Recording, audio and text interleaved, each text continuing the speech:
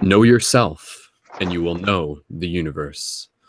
Aloha, shifters, multidimensional friends. Once again, this is Brendon, aka the Wolf, inviting and welcoming you to another very exciting, educational, and inspirational, live, interactive broadcast for Paradigm Shift Team Building Circle on behalf of ParadigmShiftCentral.com, a real-world interactive game to help shift consciousness. So thank you guys so much once again for joining, and I'm just doing a second here to make sure that things are sounding okay.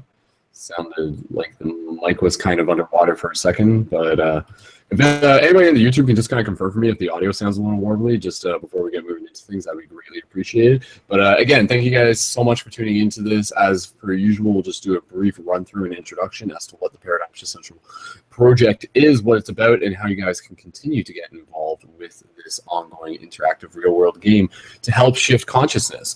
So ParadigmShiftCentral.com is a project where you can, is a website where you can go to check out more of the project, and it's about creating conscious media. You can also think of it as a digital production company, and we are creating conscious media as well as physical paradigm shift communities. So we are creating inspirational content that are helping people wake up within the dream, that are helping people think outside the box, that are helping people continue to be inspired to choose to be the change that they wish to see in the world.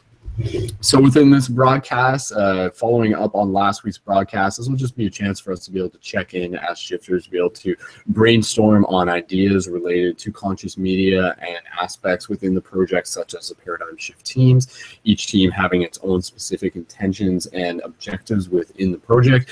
And again, it will just be an opportunity for us to be able to check in and share where it is that we are at, what we are learning, and also what projects we might have on the go and what things we want to continue to work together on within the project. So this would be, again, just like bring it back to the roots of the round table circle concept of being able to just acknowledge that, like, every time we're just constantly helixing in and out, and when we come back together, it gives us a chance to sort of check in, to sort of unite to say, like, look, this is where we have been, this is where we are now, and this is where we are going. So there's a lot of awesome stuff going on within the Paradigm Shift Central project. And again, if you want to get involved with this broadcast and other ones, all you got to do is create a profile on the main website, and that gives you access to future live broadcasts. And of course, you can find all the past broadcasts online, including also Paradigm Shift Radio on iTunes.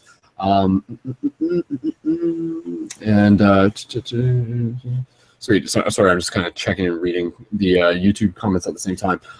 Yeah, again, guys, if you guys can just confirm on the YouTube that the mic sounds okay. Like, I was just kind of playing it back for a second there, and it didn't sound... Yeah, it sounds fine. Okay, cool, we're good. Sweet, guys. So, yeah, in terms of the project, things are kind of right now just getting ready to shift into a huge stage of production for Paradigm Shift Central. If you were tuned into the last broadcast, that was like our first one that we had done in about a month. And of course, we're just kind of in this process where I was kind of working on other things, but now I'm able to bring my focus back more onto the Paradigm Shift Central project. And next week, things are really going to be switching gears.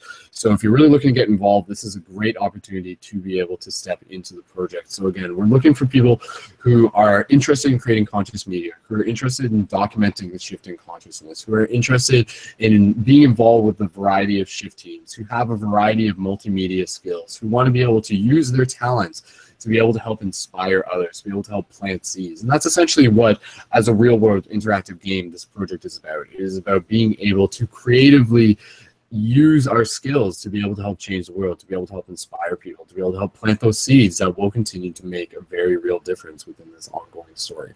So just kind of switching gears here, because we didn't do it right off the bat, but we do have some shifters who are with us, and I was just kind of waiting for one of them to be able to get back in the car. So we do have Brian and Jen who are with us, so I'm just going to invite you guys to unmute your microphone and make some noise for all the shifters tuned into this, guys. So let's all send some love to all the shifters tuned in, guys. So Jen and Brian, I invite you guys to send some love. So yeah.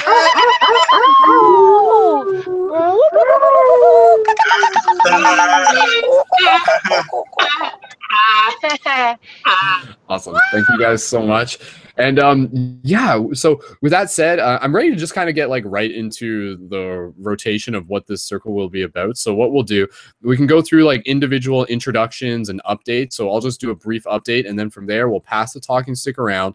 And I want to be able to invite you guys to just like reflect on like what it is that you want to bring into this project. What are some ideas that you want to be able to work on? So again, for people who are watching this maybe on YouTube, again, please feel free to share this broadcast either live or afterwards. But we're always inviting you guys to join the broadcast directly. So these team building circles, they become even more dynamic when more people are synced up. So it would be unusual for us to just have 3 people throughout the entire broadcast. So if you're tuned into this broadcast, know that the invitation for you guys to join is always open, and all you got to do is already have your profile on the main website, or if you like really need the link, you can just like message me on Facebook as well.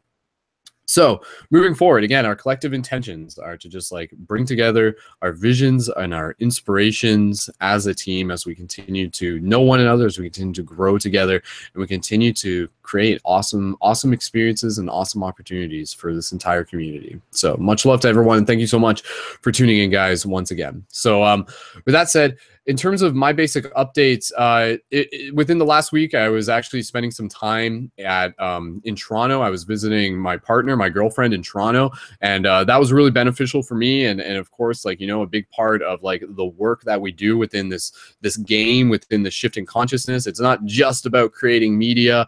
It's about working on ourselves. It's about working on our personal relationships. It's about developing our relationships, diving deeper into our relationships, and so that was a nice opportunity for me to do that, and I feel really enriched by it. So now I'm going to be able to continue to carry that forward into the work that I'm doing. While I was also in Toronto, I did a little bit of free hugs and stuff. I wasn't totally focused on like always like feeling like I needed to be filming everything and doing free hugs. That's like a huge kind of like thing that I experience where, like, you know, you can imagine I'll be like traveling, I'll be like, oh, like I need to film everything, or should I be filming this, or should I not be filming this? So it's nice for me to just be like, okay, I'm not going to film anything, but I will film things eventually. And there will be plenty more opportunities for me to film awesome stuff while I'm in Toronto. While I was in Toronto, I did some free hugs while down at the Kensington Pedestrian Market. And that was really cool because, like, even just within the short time that we did that, did some free hugs, gave some buttons to this woman and her kids, and also gave them a free hug sign. So again, just passing the free hugs power along to those people there was an awesome little seed planted in itself, and gave free hugs to more people. And then also went to a global synchronized drum prayer, which happened in Toronto as well as all over the world. And that was really cool because that was happening, as far as I know, even in Black Rock City, which is where Burning Man is taking place. So shout out to anyone who maybe synced into this, who happens to be at Burning Man, or anybody within the conscious community, anyone at Burning Man. Shout out to you guys as well for holding it down. But yeah, it was really cool with the idea of like having just the concept of having a global synchronized drum prayer. Like, how cool is that? So at the drum prayer that I was at, there was like a really nice ceremony and dance and celebration. And I mean, there's a whole discussion there in terms of like, you know, not only are those powerful for bringing together local community, but synchronizing our intentions into like this collective grid that is sometimes unseen yet also very real. And I feel like that's almost like tapping into a latent form of spiritual technology that we're still getting into the hang of optimizing, and that is like the technology of global meditation and how that actually makes a difference. So that was a cool experience. And then after that, went out and went to the island, went to a nude beach. That was fun and everything. And yeah, lots of good excitement, and I'm happy to be back, and I'm happy to be focused. And this next week I'll be back home and on my main computer, so expect lots of awesome ongoing interactive opportunities within the Paradigm Shift Central project. Other updates, last part I'll just share for this. I recently released the new video for the breakdown of the Rick and Morty transcendental trip scene, and that went that got really good feedback and reviews, and that reached about 14,000 Facebook people on Facebook. I got 14,000 Facebook points, so that was awesome. And yeah, basically thank you again to everyone who checked that out. And if you haven't yet, you can find it on the Paradigm Shift Central website under the conscious articles, or go right to my YouTube at youtube.com/skullbabylon. But I really like doing that style of format where it's like, using mainstream media such as Rick and Morty. So again, a lot of people are watching that show, yet through the symbolism within the scene in the show where they like go through a wormhole and it opens them up into this psychedelic trip, and it's like a 90-second scene that has so much symbolism in it. So again, you can check the video if you want. It was really cool for me to be able to make that video, knowing that some people were going to stumble upon it, watch that video, and then also be able to receive the invitation to go a little bit further and to connect with the Paradigm Shift Central project. So that's part of the reason why I'll like consciously make a video like that when I see an opportunity to do like a conscious movie review, is that knowing that when you're like tapping into something that's already in the mainstream, you can kind of use it as a portal to connect people with the ongoing conscious community. And I know that did happen. So shout out to anybody who happened to be connected recently to the Paradigm Shift Central project as a result of the Rick and Morty stuff that's been going on. So that's basically all I got to share in terms of my updates. If there's more stuff, I'll let you guys know as we keep going on. But with that said, I want to be able to pass the talking stick around. And like I said, we do have just Brian and Jen who are here with us now. And I think Jen just might have stepped out of her vehicle for a second, so we'll hear from her when she gets back. But again, Jen's actually been down in Houston in Texas during Hurricane Harvey, so she's got some interesting updates there in terms of just like not only the chaos but also like the hope that has been brought forth through the story of seeing people come together in the midst of like this turmoil and everything that's been happening from this natural disaster. So stay tuned for that. Jen will share a little bit about her experience on Hurricane Harvey and being a shifter there. So yeah, again, we're going to pass it over to Brian, and I'll check in with people in the live chat. And then again, if people are tuning in and you guys want to join the hangout, please feel free to do so. This is an opportunity for you guys to share your stories, to connect, to introduce yourself into this ongoing narrative. That's kind of one of the really cool parts about this, is that, you know, people will tune in and they'll know who you are. And then if you continue to turn in through future broadcasts, you continue to develop a relationship with the community. And of course, if you're a conscious media creator already, a YouTube creator, then this is exactly, you know, the type of thing that we want to be able to invite people to be able to sync up with and join their things. And shout out to everyone who perhaps would want to be able to join these hangouts, but maybe just isn't around at the time that we were doing them. But again, there's lots of opportunities to interact with the project. And again, just inviting you guys to make a habit of going on the main website and joining the live chat on a regular basis. And I'll be helping guide you guys through that in the coming weeks of September. So September is going to be really exciting, guys. So we'll get more into some of the additional objectives for September. But before we do that, we're going to pass it over to Brian. And when you're ready, Brian, you can hold the talking stick and share a little bit about just, you can just say, again, who you are, where you're from, and a little bit about what's new and any ideas and projects that you've got in the works, or any brainstorming that you got going on, or things you want to bring into the project. So Brian, welcome back, and passing the talking stick over to you. Go ahead, dude. Thanks, Brendon. I'll first introduce myself. I'm Byron. If you haven't seen me before, I was a former chemist, now I'm an artist, and that's what I'm doing full time. This is my friend Danny. Dan, do you want to introduce yourself? Hi, everyone. I'm Danny, and Byron just gave me this really cool hat. It's I'll give you a closer look at it. I make artwork that I call Spectral Artwork. It has every wavelength of light in it, and this is like a really special hat that is really cool. Yeah, this is also my first ever podcast experience. Yeah. This is pretty psychedelic. Expanding my mind right now, imagining people on the other end of the camera, like I'm like, with my mind, I'm like going into the camera and back out, and like I'm traveling through a wormhole or something. It feels like. Yeah, I'm like teleporting all around the world. Yeah. So we're working on a video game. Like, we're working on a few things. I'm gonna get an Oculus Rift. Be careful, that's where the mic is. Oh. I'm gonna get an Oculus Rift soon, which is like those like $400 goggles, VR goggles, and you can like play video games with it. But we're not getting to play video games. We're getting it to play or to sculpt things. So I'm starting to design alien creatures, and I'm gonna like, here's one alien creature. It's like a jellyfish looking thing, and I'll explain that more later. But the first things I'll be sculpting are mythical creatures as taxidermy. So I'm gonna like sculpt a unicorn, sculpt a jackalope, sculpt a chupacabra, sculpt a leprechaun, and have it so they can be 3D printed on the wall. And then Danny and I want to do like a light show with that. And then also with my 3D images sculpted, they can be put into programs like Blender and further visual effects and what is it, After Effects or from After Effects from Adobe, video map videos. So it'll look crazy once we get it going. We'll show you guys later, but there's a new game coming out called it's the sequel to Second Life. And have any of you heard of Second Life? Or we talked about it before. So what Second Life is basically like a MMORPG, but there's no game. It's just you interacting with other people. So you create an avatar skin and you exist in a virtual environment, and you can be in all kinds of environments. Like you can fly in the air and you can walk on the ground, and it's all virtual. And there's a whole currency system. There's a person online that has a whole art career that gets paid like over $100,000 a year to design fashion, housing, and real estate. So another thing they do in Second Life right now, which is a game that's existed since 2004, so it's 14 years old, is have business meetings. IBM does it, and so do other businesses. There's been a wedding online with characters where people have actually met through Second Life, a couple, and they married each other online as a couple in Second Life. And Second Life looks like crap. Like, that's the truth. It's amazing what you can do in the game, and so many breakthroughs have already happened. But to me, the sequel to Second Life, which is in its beta stage right now, is called Sansar, and it's waiting to explode. Like it's like Grand Theft Auto 5 graphics on an Xbox One or PS4, so it's pretty decent graphics.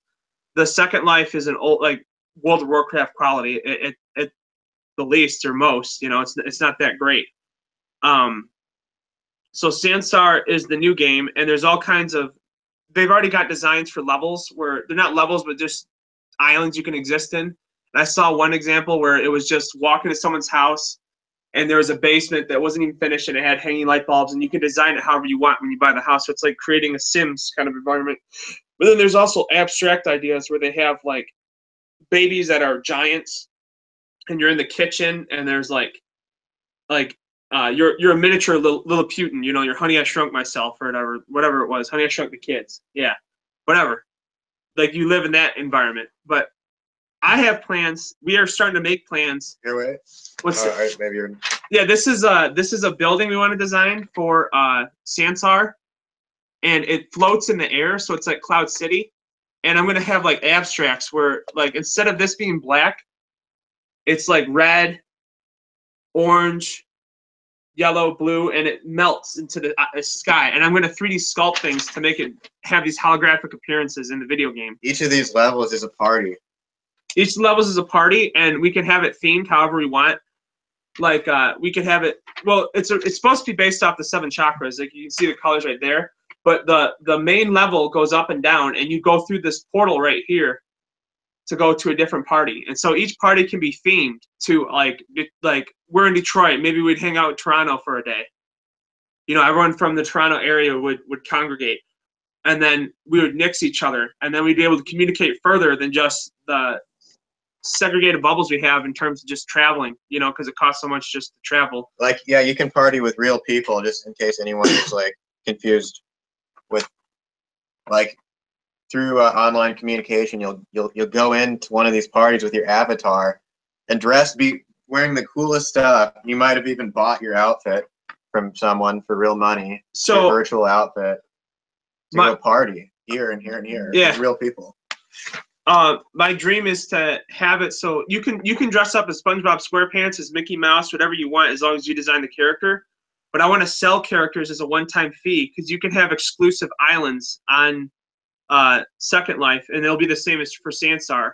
So if we had exclusive islands in which people would buy an avatar of an alien like this, I'm going to 3D sculpt it and make like hundreds of them, because this took me like about 2 minutes to make. And if I 3D sculpt it, I imagine it took me 5 to 10 at the most. And if I sold them and all psychedelically colored through our skills, like, it's going to blow people's minds, and we're going to be able to create a whole network of communication, either through, like, it's like what I said before, IBM is doing meetings through it, so that means people within the same community can have meetings. You can have Craigslist. You could have your Let It Go account on Sansar. Like, there's no reason why not to have it. Just have flat images of all the stuff you have for sale, and people can auction it right on Sansar. it's the new Facebook to me. Like I don't know. It's not big right now, but I think it's going to get huge in like the next 5 years. Within the next 5 years. Brian, I'll just ask real quick, and thank you guys for sharing. Because again, you know, like I think what's cool is that like the stuff that you're talking about, this is like long term ahead and everything. You're not just talking about something that's going to be like up and running within a week. Like this is things that you're talking about that, you know, like this could take a year, this could take a couple years, but ultimately like it's kind of like getting ready for essentially what will be a new form of social media of the future, which again is what everyone's talking about, right? Like we're moving into this new era of virtual reality and just like that virtual space meetup concept. So I think it's really great that you guys are already just naturally like on board and moving towards that. Yeah, I was just gonna ask in terms of like the resources and stuff like that. Yeah, like right now, like I imagine, like, do you guys have like a good enough computer to like run the beta? Have you guys like run the beta yet, or just? I figure I'm gonna save up for a better laptop. I'll just say this: we'll just go over this like briefly, and then we'll go into introductions, and we'll come back to more of this in detail. Just setting it up. But go ahead though. Yeah, fill us in. The minimum specs that they recommend for Sandstar is to have 8 gigs of RAM and like a decent processor. So it's not over the top, like, but it's only in its beta stage right now, so it's probably going to be released in a year or two.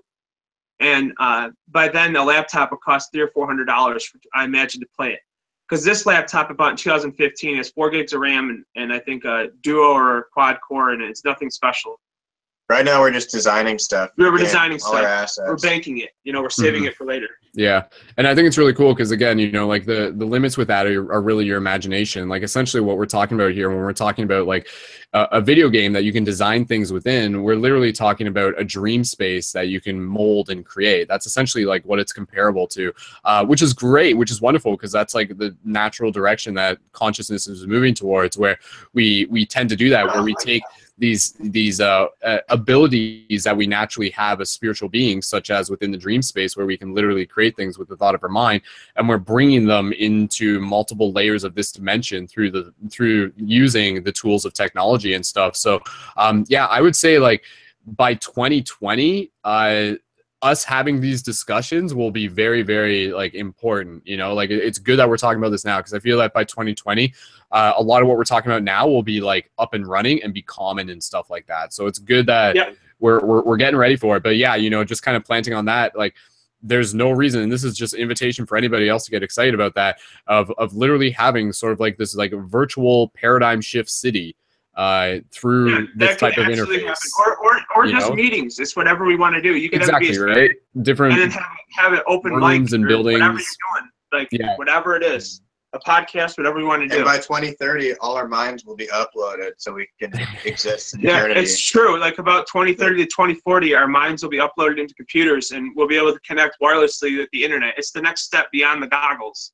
Right now we're stuck in monitors and smartphones, but when we get in the goggles, we'll be able to, like, past that. Yeah. We'll upload our minds to computers. Yeah, I've always kind of had this idea, and I've mentioned it in past broadcasts, but I feel like a natural, intuitive way that we could move things towards is that finding a way to like integrate the already natural technology of the dream space and our ability to kind of like it would basically be like augmenting the dream space in a way. Kind of thing. So like every night when you go to sleep, it'd be like, you know, you get to choose your server and stuff like that. Every night when you sleep, it'd be like accessing kind of what we recognize now as like a virtual reality, but with the best graphics possible, because it would be the dream space. It would be real. It would be, you know, like we're literally talking about light. Well, let me say this real quick, and then you can cut to someone else. Yeah, and then we'll pass it around. You're going to be able to think sculptures in the future. So you'll be able to start with a sphere and start chunking at it away and be like, nope, that's not right, and think of how it looks. It'll be that attenuation. Instead of me doing it with my hands, I'll be able to think it into existence and be clearer and clearer as it's being made. Yeah. Very, very exciting. Go ahead.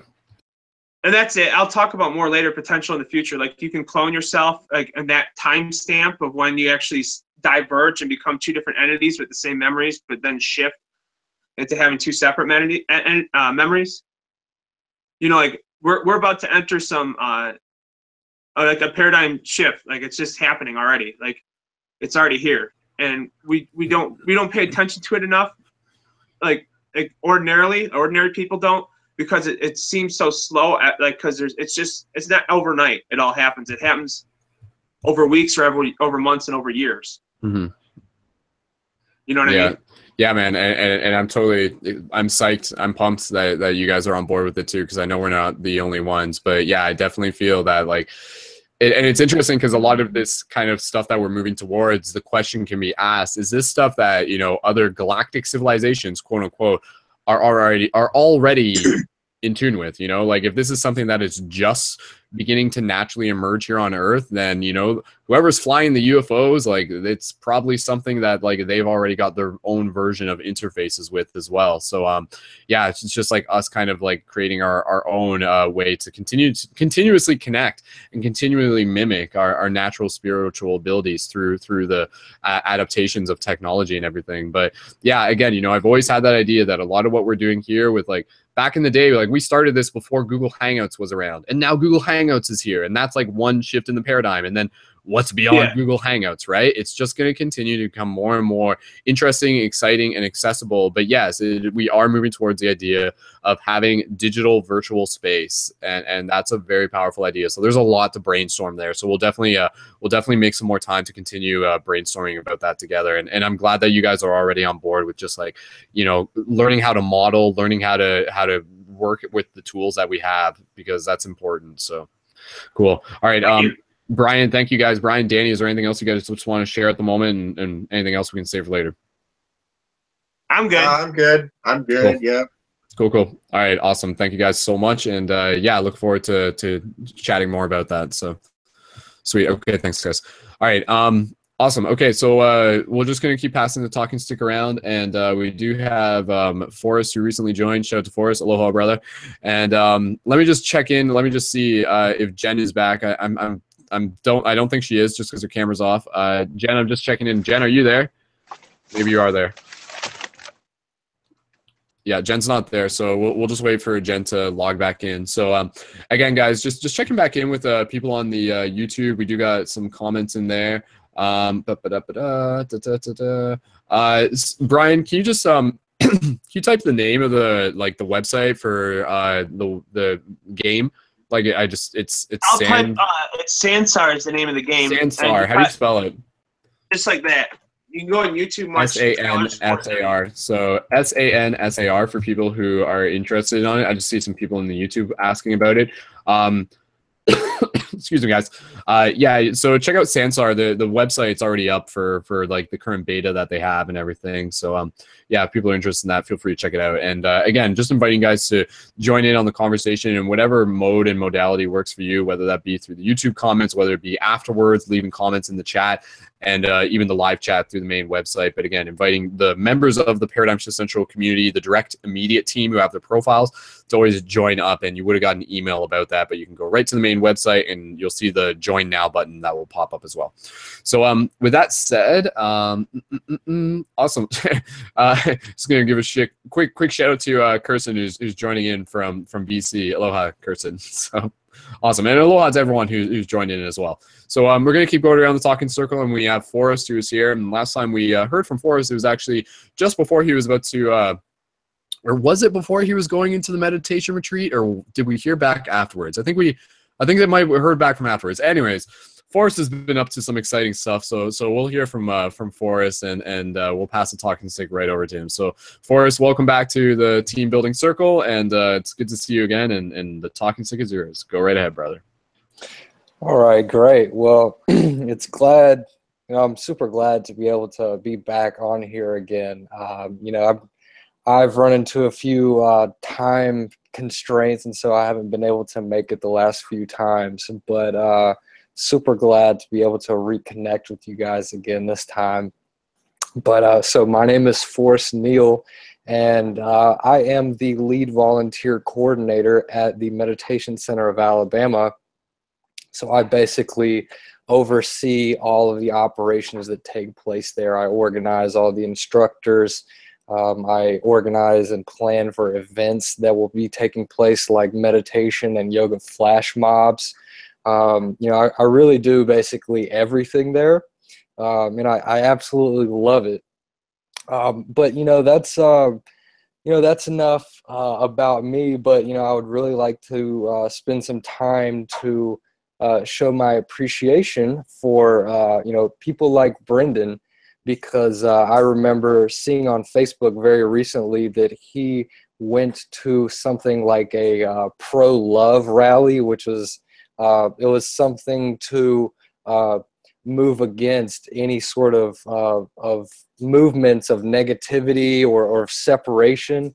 And it was a movement just directed towards bringing people together. And I think that when you go out of your way and spend your time doing something that promotes a positive message like that, that really doesn't directly benefit you in that moment, but it's something that you will benefit from, you know, later in life as more people come together and get the message. Like that's a very, it takes confidence to make a decision like that.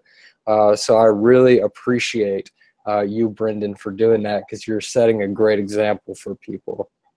And I also wanted to say that you know, I've been blessed with the great opportunity of being able to lead my own meditation retreat, probably not this coming up Saturday, but the Saturday after that. So I think it's somewhere around September 12th. I could be, you know, wrong on that, but it's somewhere around that time.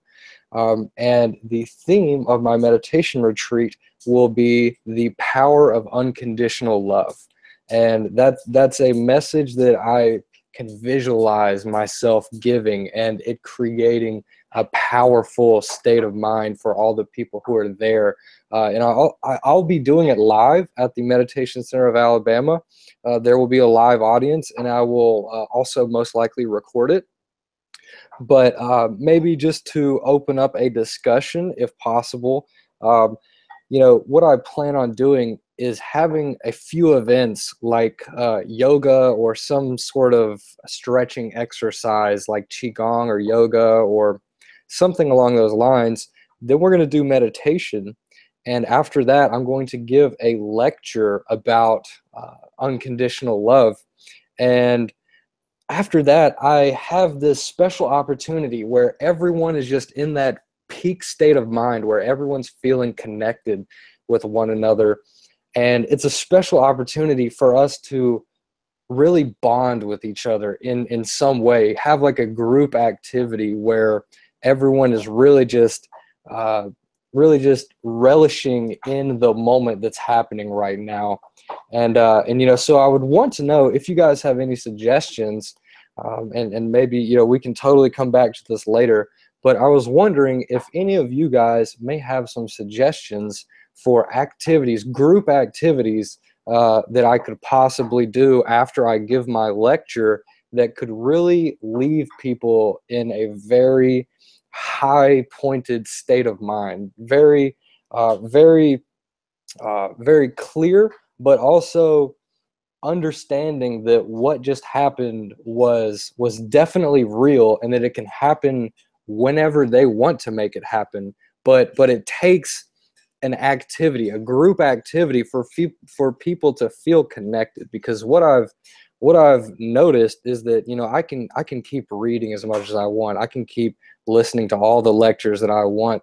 But until I start taking action in the direction of what I'm being told, it's like none of the information is actually making a real difference. So I want to know maybe if you guys have any suggestions, and if not, you know, we can pass that along till later. You know, maybe some group activities that I could do that could really just allow people to bond with one another while we're at the meditation retreat. So thank you so much, Brendon.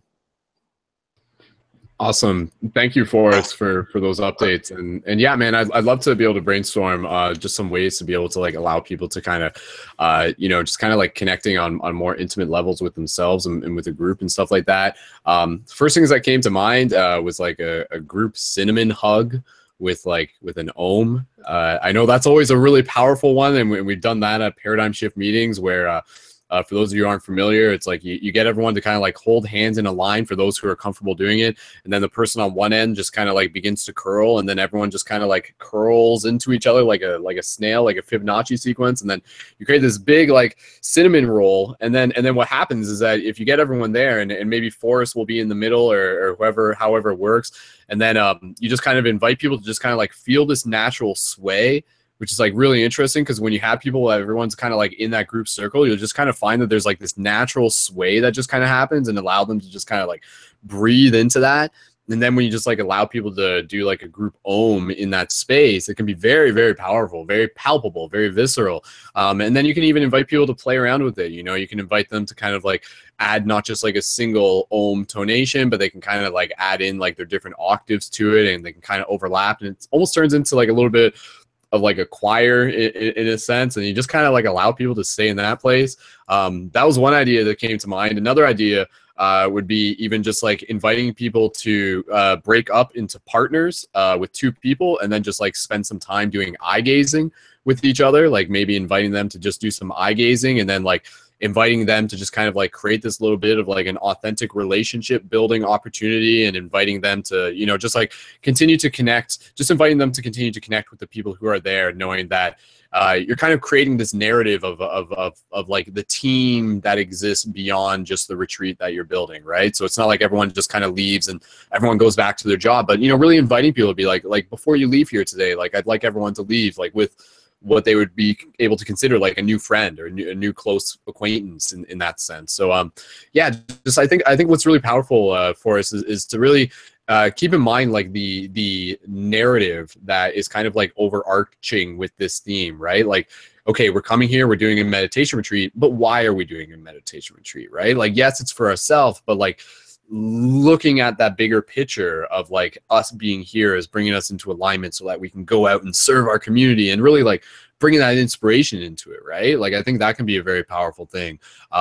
Yeah, I'll just pass it back to you, Forrest, if any thoughts on that, or maybe that could get some ideas going. Yeah, you know, those are really great ideas. You know, I'd seen the documentaries that you had filmed where one of the meditation leaders was doing that. It was like the group circle, and everyone was doing the Om thing, and I thought that was like really cool. You know, so I definitely want to incorporate something like that, if not, you know, just basically that into you know, into the whole routine of things, because you know, one thing that I've noticed is that I sometimes go to a Thai Buddhist temple, and they are people who just naturally feel connected to one another. Like even though like they're not holding hands, they just feel that connection.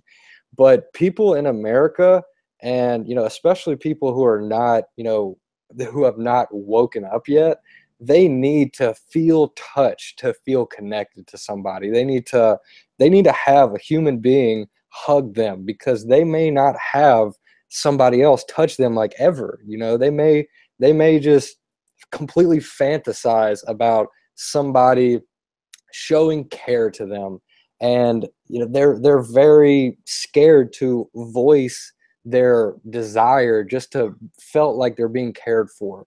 And so I know that it's definitely going to involve, you know, something very intimate like that.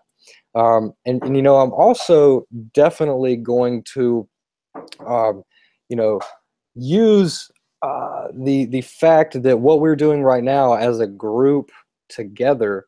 You know, I'm going to try to find a way to utilize and refer people to Paradigm Shift Central, you know, because of the fact that they're giving me these great connection, you know, ideas for activities. You know, I can always say, you know, this was a super fun activity, and if you want to like learn more about how you can connect with people and really feel those positive emotions, then you should check out Paradigm Shift Central.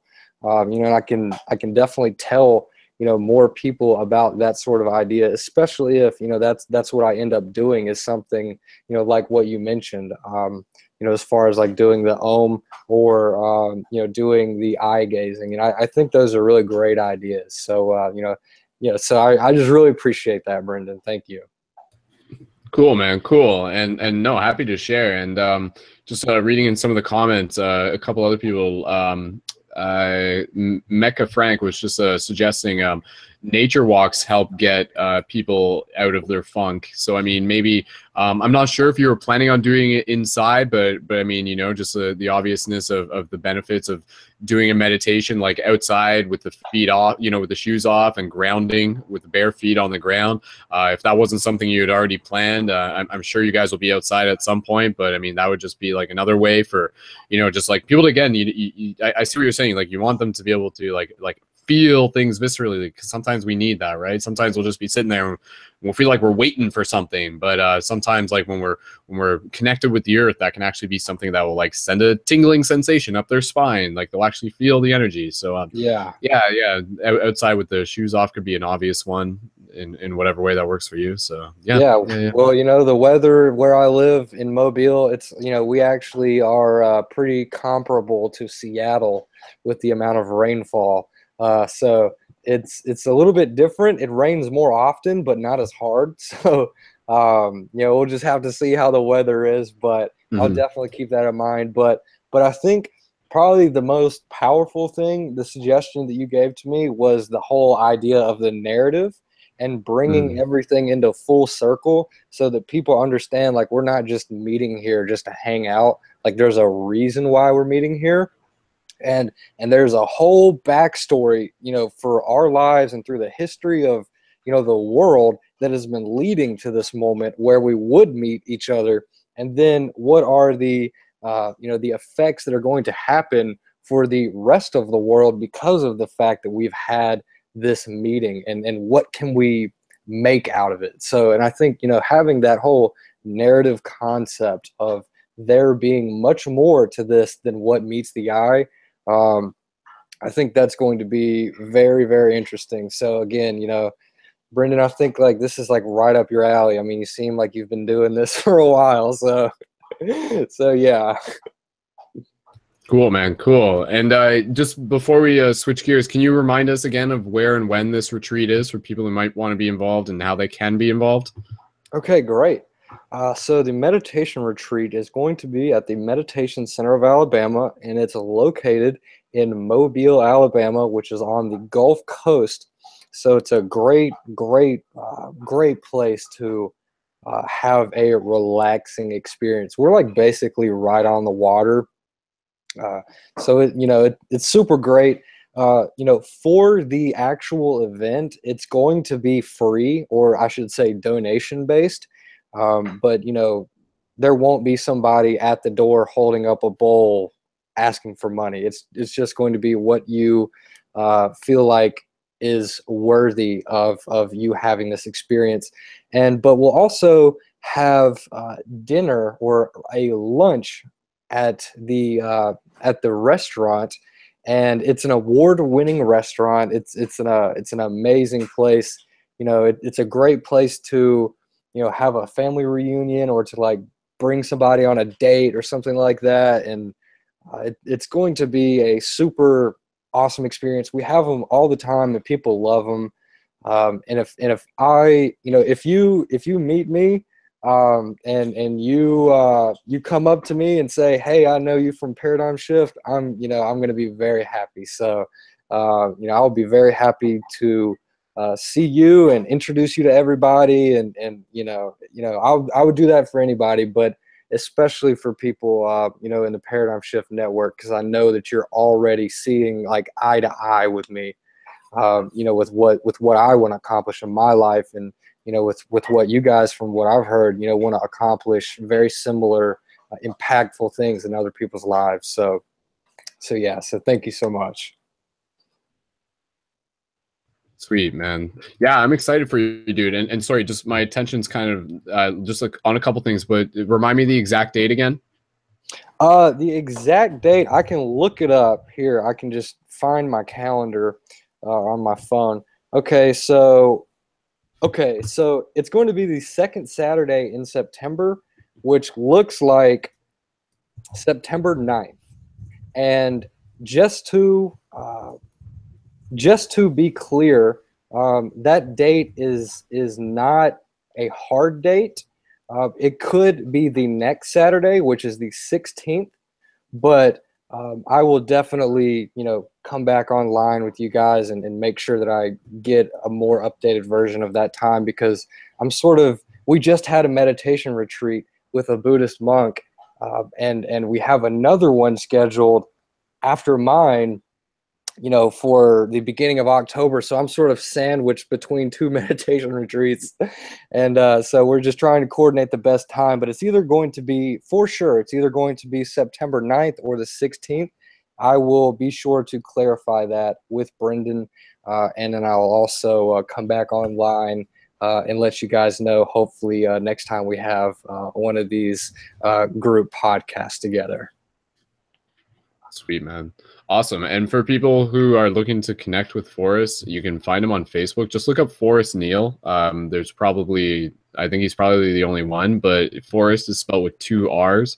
So Forrest, and then Neal, Neal. And you can also Google that to find him on YouTube as well. But just to double check, for those who are looking to connect, we'll make sure that we include his information into the show notes, which you can find in the YouTube info and on the main website under the broadcast for August 31st after the broadcast has ended. So, Forrest, is there anything else you just want to add on that note before we switch gears and pass the talking stick around a bit more?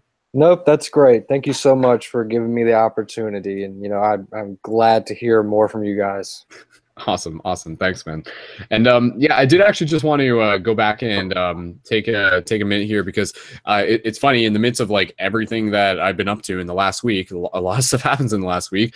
There was a big event that happened over the weekend that I talked about last broadcast, and Forrest mentioned it, and I didn't mention it within my like recap and updates and stuff. But yeah, that was the big rally that happened on the weekend here in London, Ontario, Canada.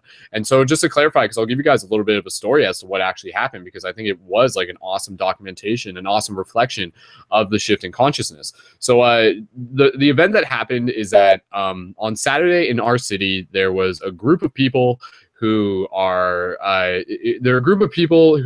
like basically about like anti-Islamification of the West. So they're like very anti-immigrant policy, and they basically wanted to like have this free speech rally that they referred to as a free speech rally, where they could come to the city hall in London and basically like spread their message of like hate and division within the community and stuff like that. And then through them doing this, it attracted other groups who also had very similar messages of like racism and homophobia and stuff like that. So this group had the plans to show up here in London, and they did. This happened.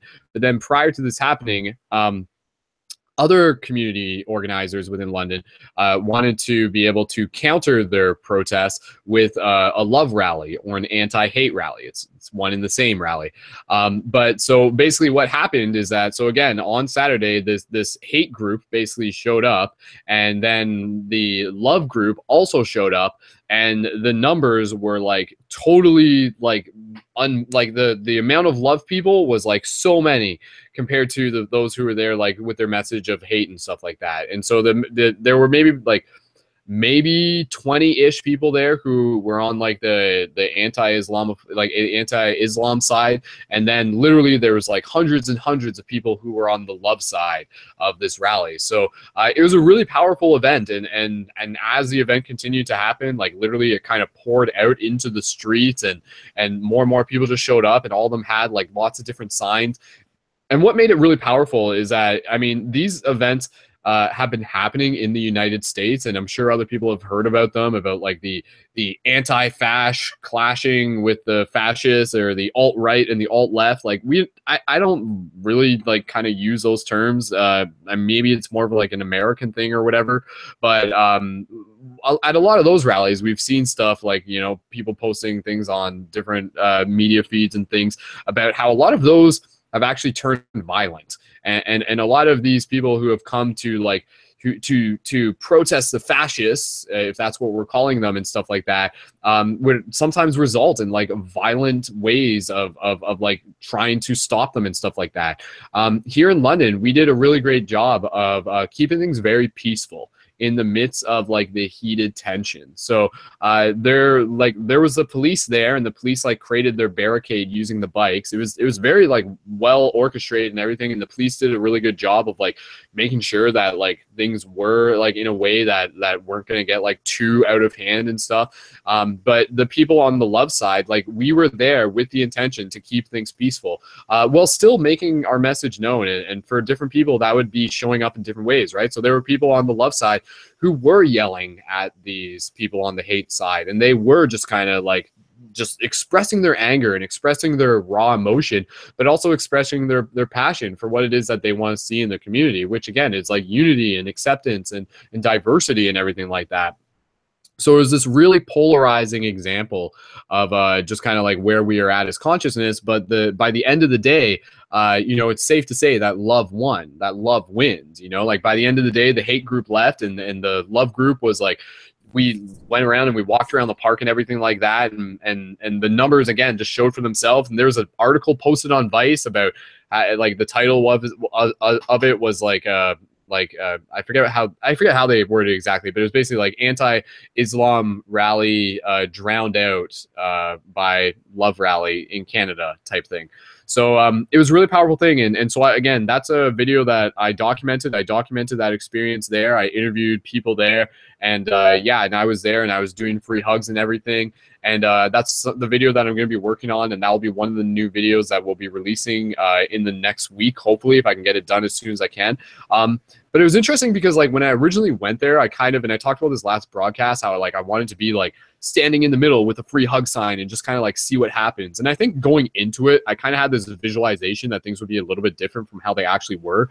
There wasn't really like a space to like stand in between. Like things were like literally like face to face because of like just like the environment and the terrain. And again, the police kind of had their bikes lined up, so they were literally like kind of creating this division. But yeah, I mean, like there was like a little bit of shoving back and forth, and I think maybe like one of the quote unquote fascist guys got arrested for punching someone at one point. But other than that, like there was like barely like there was really like nothing like physical that like totally happened and everything.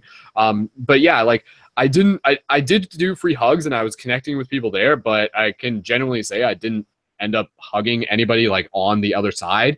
But again, and it's not that I'm against that. And like in the moment, like I was just like, so like there was a lot going on and it takes a lot of focus and stuff. But like, it just like, it wasn't, I don't know, like if I could go back, maybe I would do it differently and stuff like that. But at the same time, I don't feel like mad at myself that I didn't hug a fascist or whatever that day. I don't know, for me in that moment, it just kind of like, I just felt that it didn't really like totally align with kind of like what I felt I was there to do type thing. But again, it's still a learning experience, and who knows, maybe there'll be like other like anti sort of like, you know, other types of rallies and stuff that will happen and everything. But again, you know, it's kind of like this polarizing thing, because it's like, do we want, like, how do we change that, right? Like, how do we change that? Do we, because I didn't like interview anybody on the hate side either, right? And I was thinking about that, like as a journalist, like, is it my job to like interview people on both sides? Like, should I be interviewing people on the hate side to get their message?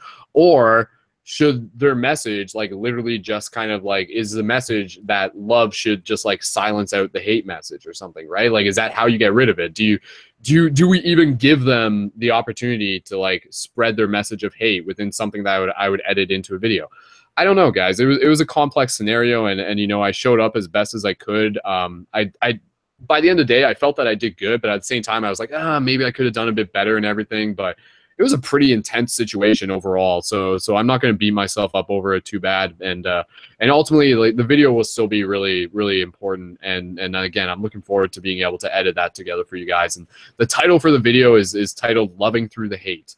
And again, that kind of goes back to the idea, and this is like what kind of we within London were able to demonstrate, that, you know, like, hate doesn't drive out hate. Only love can do that. You know, love can transform hate. It's an idea of social alchemy. It's you know, even like the Malcolm X quote, and or sorry, Martin Luther King quote. And so I feel that was really well demonstrated here in London. So again, I think it would be cool to sort of see that this can happen here in London, and you know, like if it can happen here, it can happen anywhere. It's a microcosm of the macrocosm type thing. So yeah, just a huge shout out to everyone who is involved with that, and just knowing that this happens is an example that I would like to see take effect within other places where maybe other people are getting into like rallies and stuff where they're confronting, you know, people who are spreading this message of hate and stuff. But it's blatantly obvious that, you know, the majority of people do want unity and diversity and connection and community and love, and that was really powerful, especially for those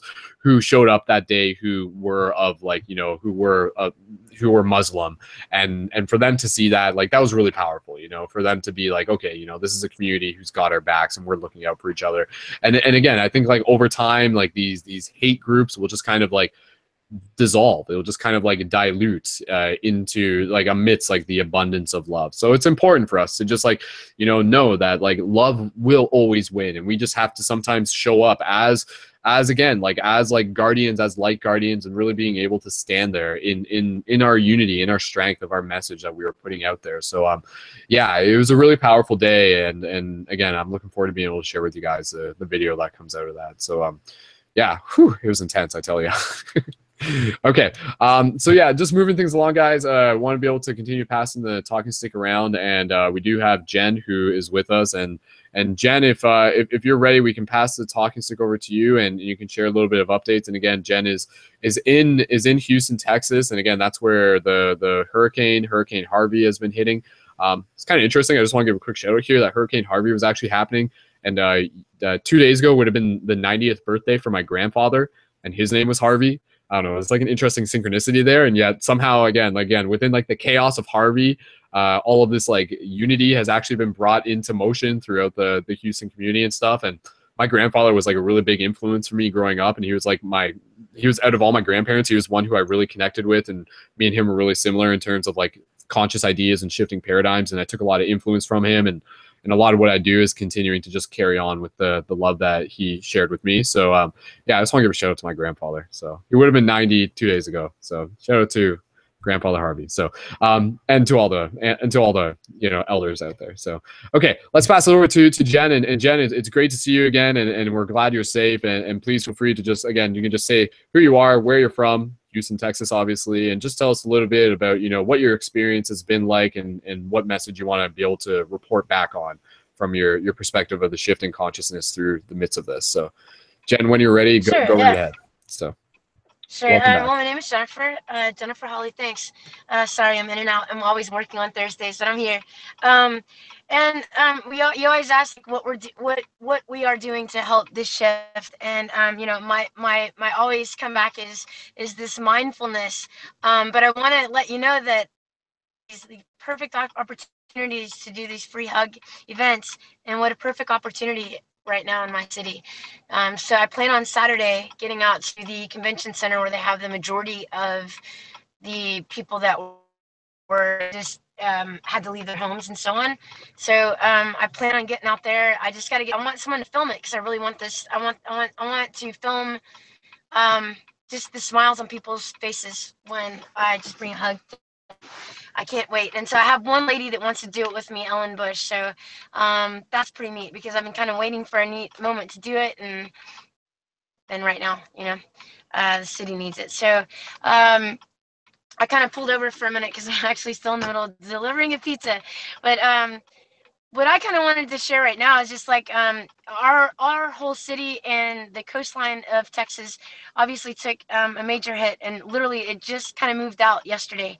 So this has been a really intense situation, but I have told Brendon and Byron early on, like, the most beautiful thing to see is through all of this craziness, the beauty of just neighbor helping neighbor. I mean, really, people helping people here have surpassed any of like the National Guards and all that. And sure, they're here, but really, people helping people are the true heroes of this whole town. And the rescues are going on. I mean, they won't stop releasing some of this water from these reservoirs for 3 weeks. So we've got homes that will keep being flooded for 3 more weeks.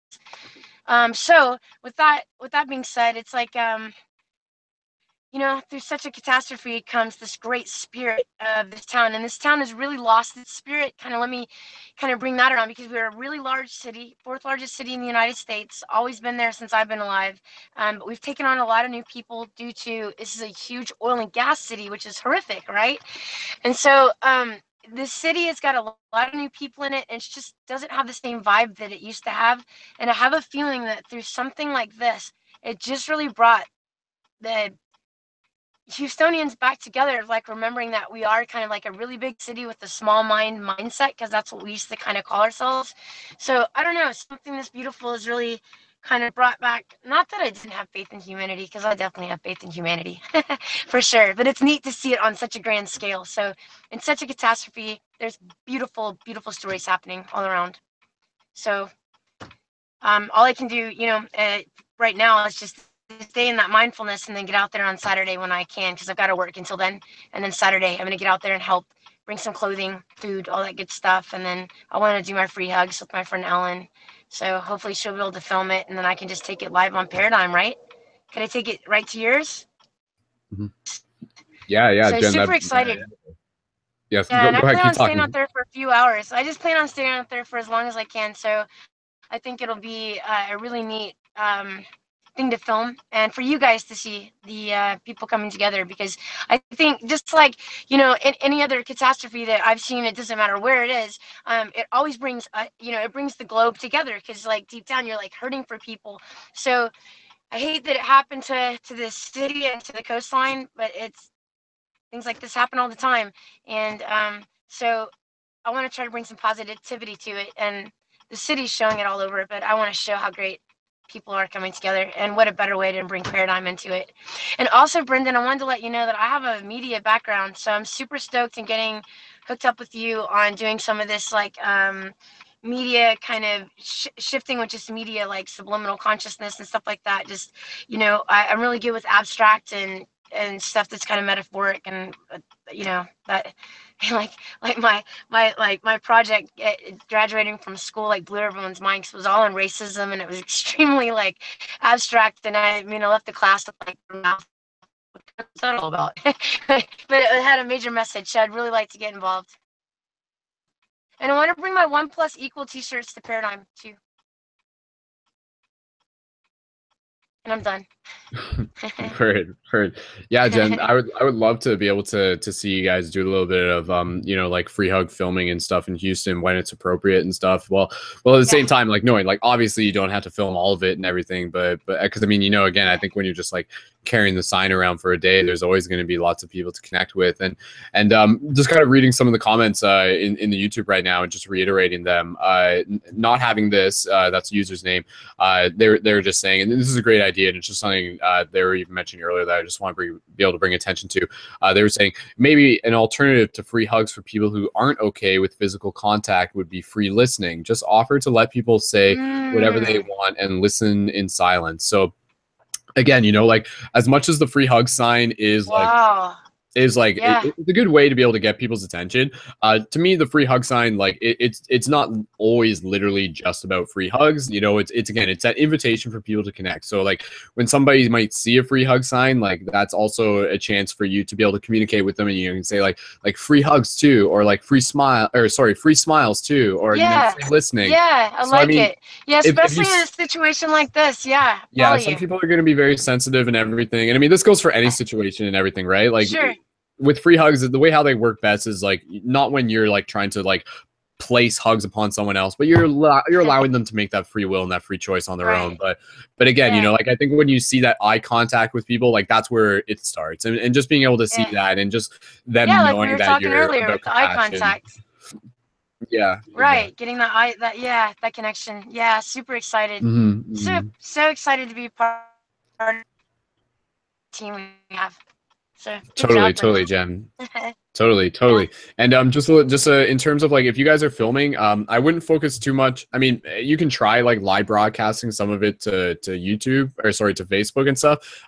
Just make sure when you do, you're like downloading the HD versions of the files onto your phone and stuff, because opposed to just like putting them to Facebook and then like after that it would be like a lower quality version. So if you are getting some some good footage and stuff like that, you know, that could be something that we might be able to help like edit together. If it's something where like you can even just upload the footage and then we can kind of like piece it together on our end and stuff. So yeah, just make sure that you're getting like HD footage, whatever it is that you're filming, and filming horizontally opposed to vertically would be the other obvious thing to mention.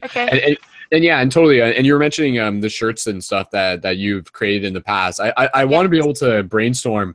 I want to be able to brainstorm more about like shirt concepts in general for the community. So yeah, Jen, once we get to there, I totally want to just be able to like invite you back into that and just be able to see like how like, you know, the concept of what you were doing with your shirts is something that we could possibly like integrate into like, you know, kind of like additional versions of shirts that we'll be creating. Exactly. It's all I would love, because I dreamt it and it came after Katrina and me wanting to help people with Katrina, and look at here we are with this. So you know, full circle. But yeah, that's I just radio station.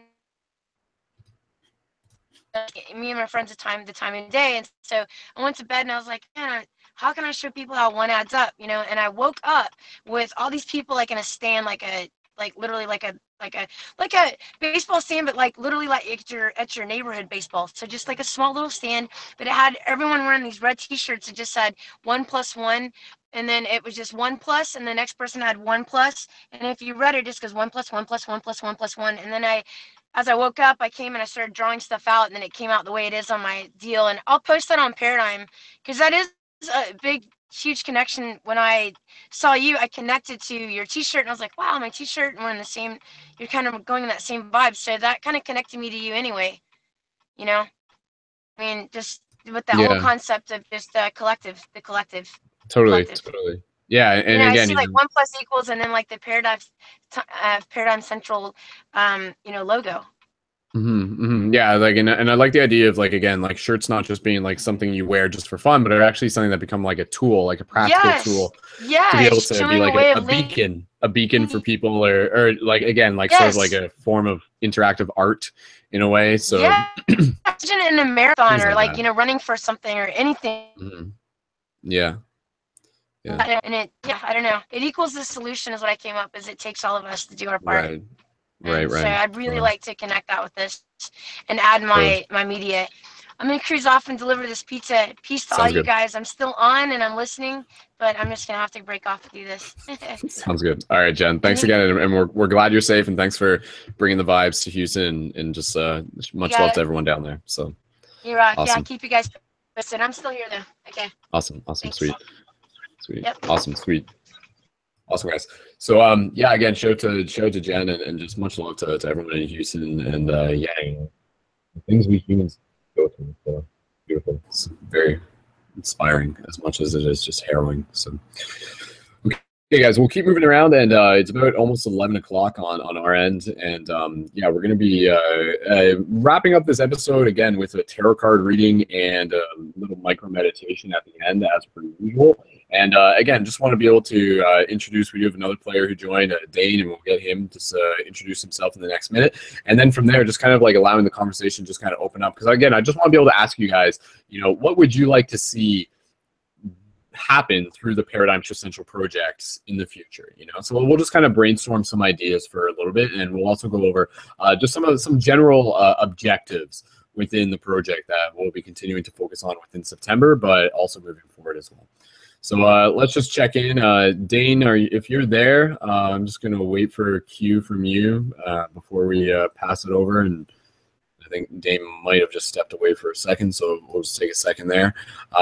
So Dayne has been tuned in before, and he's a musician, and a lot of his music has actually been featured within Paradigm Shift Central videos, including even the recent Rick and Morty one. And you can find him at soundcloud.com/starseed. So Dayne, I'm just going to pull your mic up for a second. So let's just check things first. So Dayne, you're with us?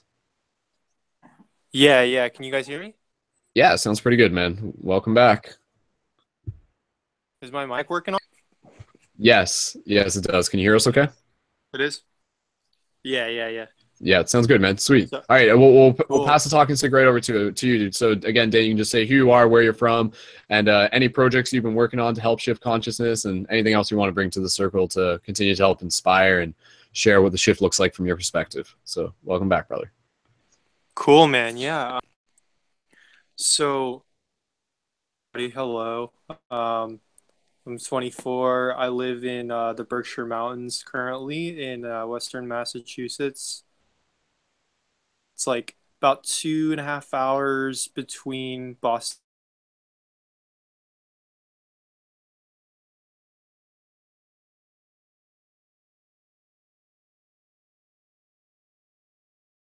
Kind of rough sketch of where that is. So I don't know if you've seen like some of Brendon's. Dayne, your mic's cutting in and out a bit.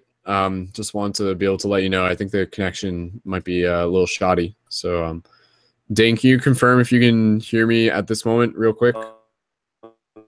The Mystic Spider-Man. Okay, so what's that? Glitchy. Sorry, Dayne, can you just check in real quick? Can you hear me right now? Yeah, I can. Okay. I don't know. Can you maybe get to a better connection? It sounds like it's a connection issue, possibly. Okay. For you. I primarily am. What's that? Yeah, no, I was just confirming the audio was kind of like. Is my audio okay? Your audio, like the mic sounds fine, but the connection seemed like it was a little shoddy. Like it kind of dropped out.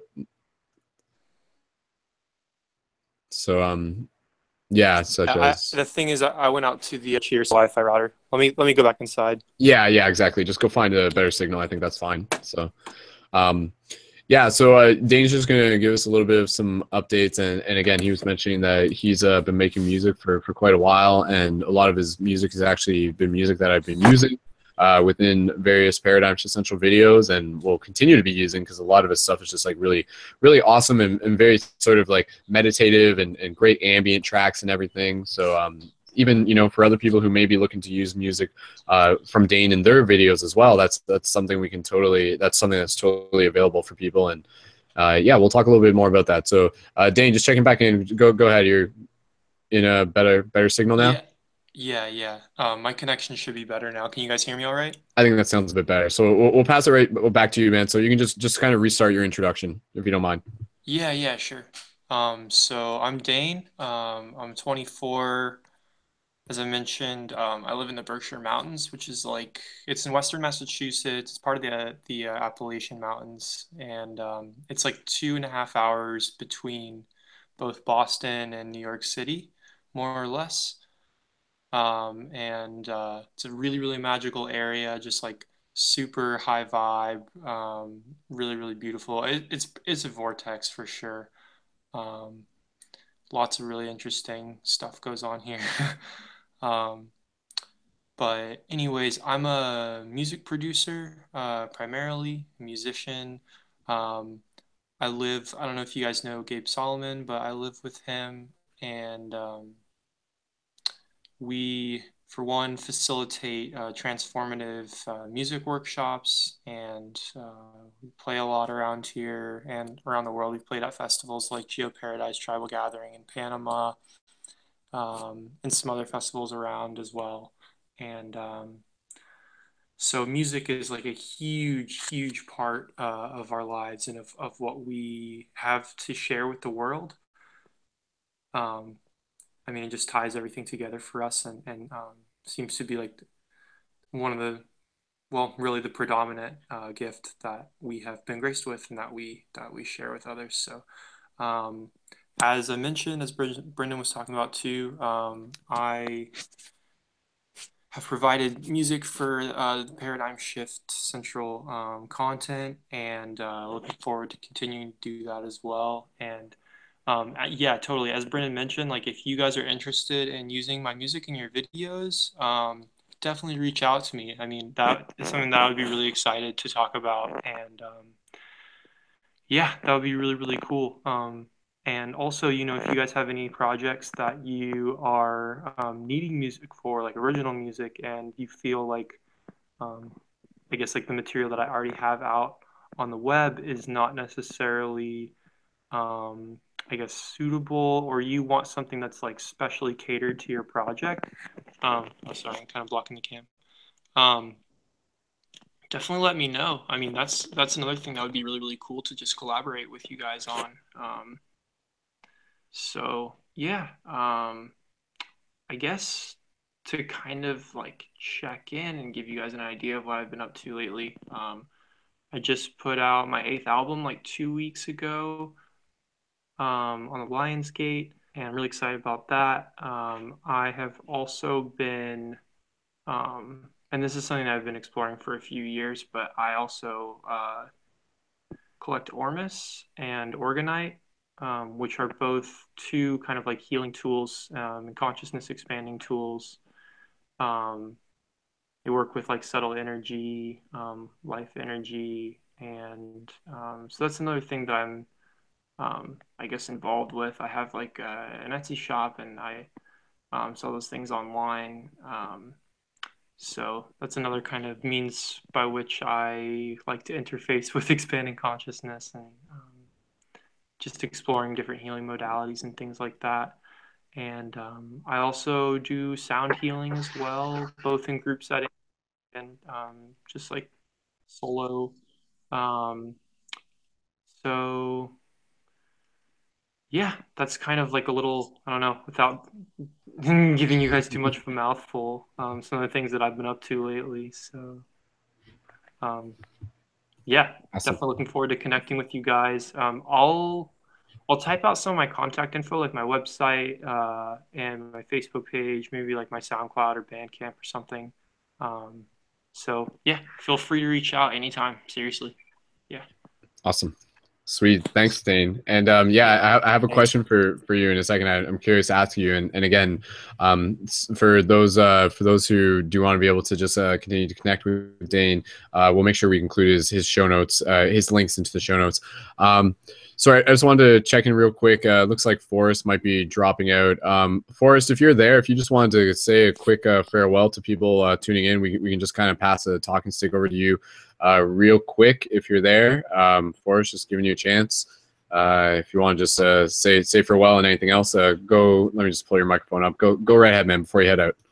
Okay. I'm super sorry I'm going to have to head out. I just have to wake up very early in the morning, and, you know, we all have our stuff that we have going on. But, you know, before I left, I did type out a message in the group chat, but, you know, I'll send you a message over Facebook or find some way to remind you of what's being said here, because I don't know if you can view these chats after the Google Hangouts have finished. But I was just saying that I would love to see some more public speaking, maybe some public speaking engagements from you, Brendon, because I think that's a very powerful way to get a message across, because it shows people that you really have to have like some real confidence to be able to go up on stage and share your message passionately with you know, with the audience. And I've seen that you've done that before, so I think that's like right up your alley.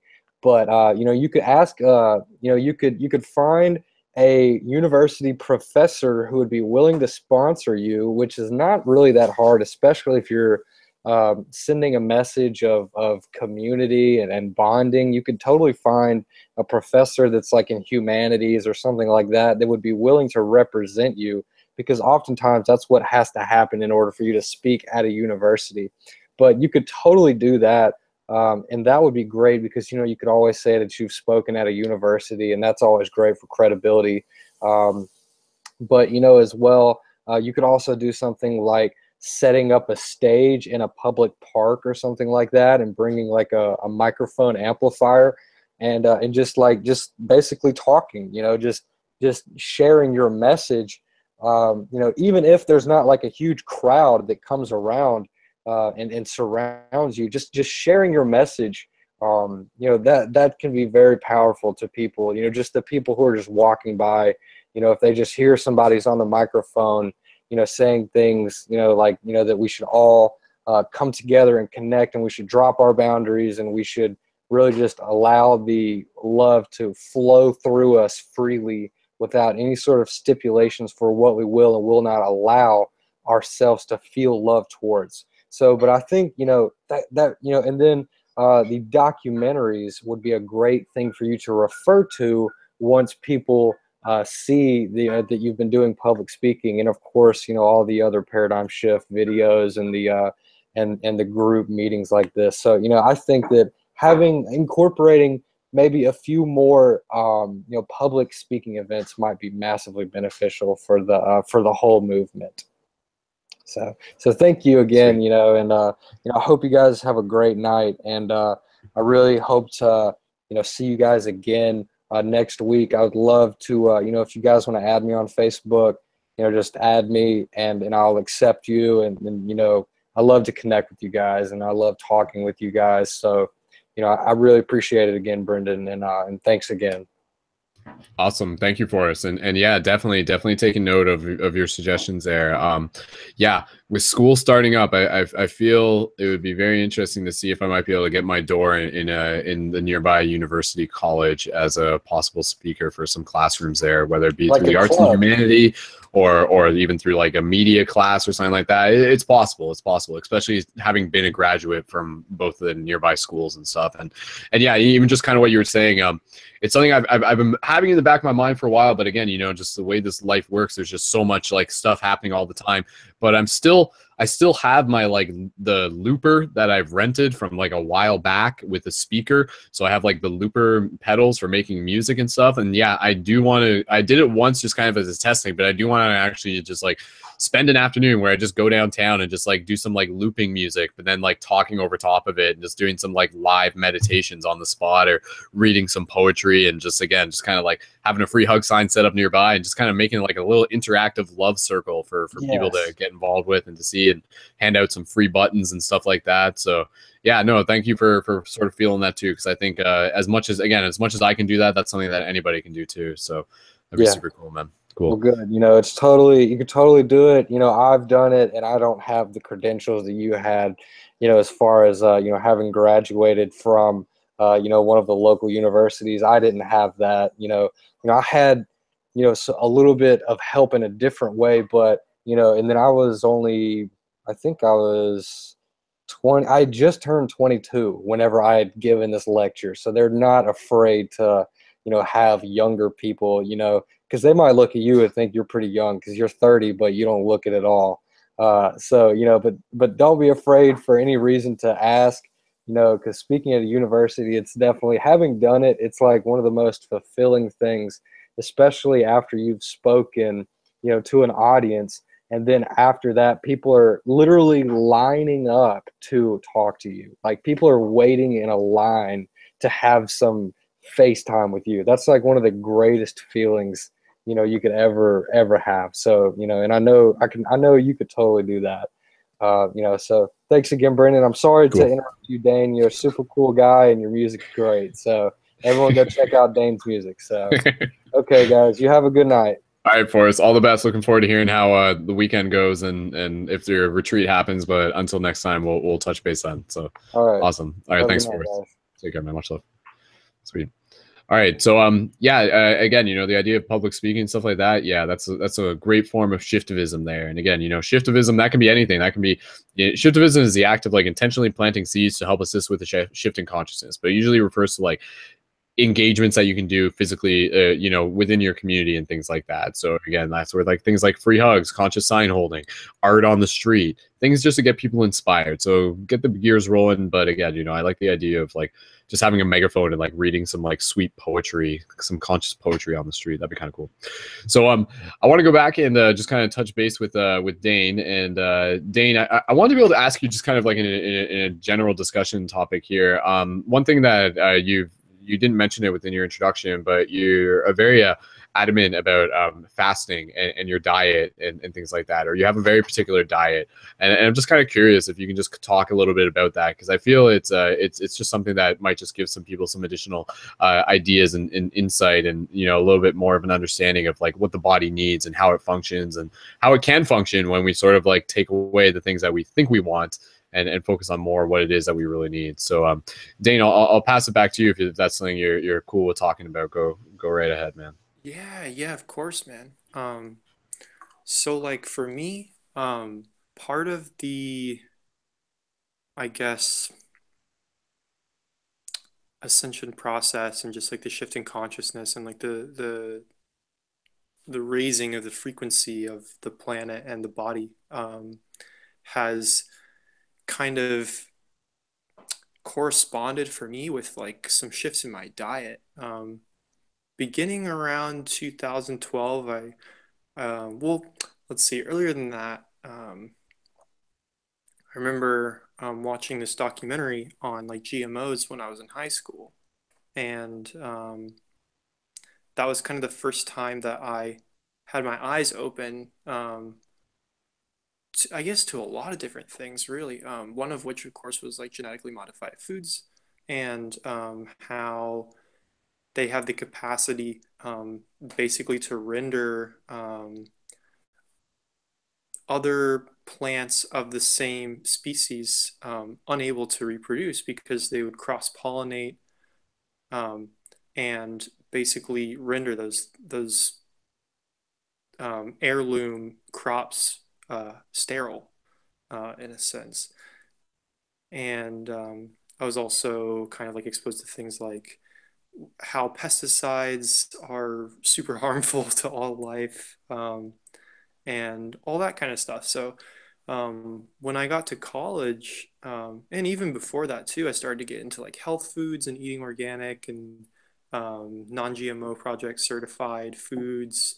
Um, and as I did so, I began to experience just like a clarity of consciousness, and an overall sense of vitality that I had never experienced before in my life. And I had allergies to foods growing up. All those went away. It was remarkable. It was nothing short of miraculous. And just, just tuning into my body the way that nature intended my body to function, just aligning to my natural self. Um, but I guess like as my evolutionary journey has progressed, um, and I began to explore, for instance, Ormus, as I was talking about a little while ago, I noticed that I didn't really feel, well, I didn't really feel the need to eat as much. And now I only eat like one meal a day, maybe two. Um, and that's just where I am in my journey, like in my, I guess, appetite fluctuates depending on how active I am that day and stuff like that. But I realized that I didn't need as much food as I once had. My body, I suppose, is able to utilize energy more efficiently, or perhaps it was feeding more directly on source energy or on light or what have you. Um, and yeah, so it's been really, really interesting to explore all of that. I guess another thing that I'll mention too is around 2012, yeah, it was 2012, I began to implement a vegetarian diet. So I cut out meat.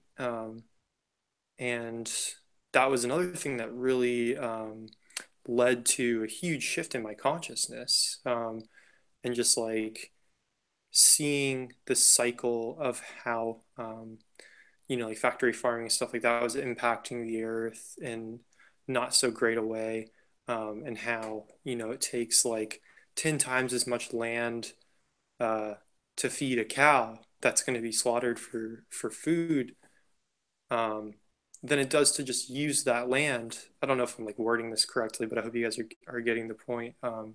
You could just use that land for growing food crops, and you could save so much in the way of resources, in the way of land usage and all that stuff. So kind of like becoming aware of that cycle and then becoming an advocate for things like permaculture, um, and just like closed loop regenerative farming practices and things like that. All really, really awesome stuff. So I guess I would mention that as well. That kind of corresponded with a shift to a vegetarian diet. Now I'm pretty much vegan. I have honey, which I know some people don't necessarily consider to be vegan because it's an animal product, but I feel like I'm supporting the bees that way. I'm supporting farmers who are keeping bees and things like that. And it's a miraculous food product that's been used, since ancient times. The ancient Egyptians are like, that's what's up. It's really, really powerful, really high vibrational, in my opinion. So That's something that I guess I had ghee a couple months ago. So I'm not like die hard vegan, like I must be vegan 100% all the time, or like, I feel like it's not necessarily about that for me. It's not necessarily about like extremism in terms of my perspective, but that's just what resonates with me. So that's how I eat. Um, and I guess in more recent years, I've begun to explore fasting every now and then. Like beginning actually in early 2016, I did a 3-day fast. I just had water, juice, and Ormus. And that was really, really interesting. Every time I've done this, I've done 3 different fasts now. I noticed just like a huge shift in my consciousness. I become much less like physically oriented. I notice like a shift just in terms of like where my consciousness is focused. I guess if you want to correspond it with like the chakra system, I'm much more up here. I'm much more like, I don't know, it feels very like floaty by the end. And I just feel very like light, very, very light, less corporeal and less dense. Um, and I really like the way that my friend Sharam, he used to live with us and he just moved actually. He produces videos under the name Universe. I don't know if you guys know his stuff. But he said that his thoughts become gentler. That's what he noticed, and I totally agree with that. That's definitely been the case for me as well. So that was the first one that I did. That was early 2016. Earlier in the month of June, I did a 3-day watermelon fast. So I just had watermelon and watermelon rinds for 3 days. And that was really, really awesome. Once again, just noticed like a correspondence in terms of my consciousness not being so physically oriented. Um, and then more recently, I did a 2-week fast, liquid fast. So I didn't have any solids. I just had juice and water. And I had, let's see, nut milk occasionally, like 3 times or so. And yeah, it's just really, really powerful. Once again, the same kind of patterns I was noticing, just a general feeling of lightness, clarity, um, and actually quite a surprising amount of energy, which was not something that I was expecting to I guess notice. So yeah. Cool.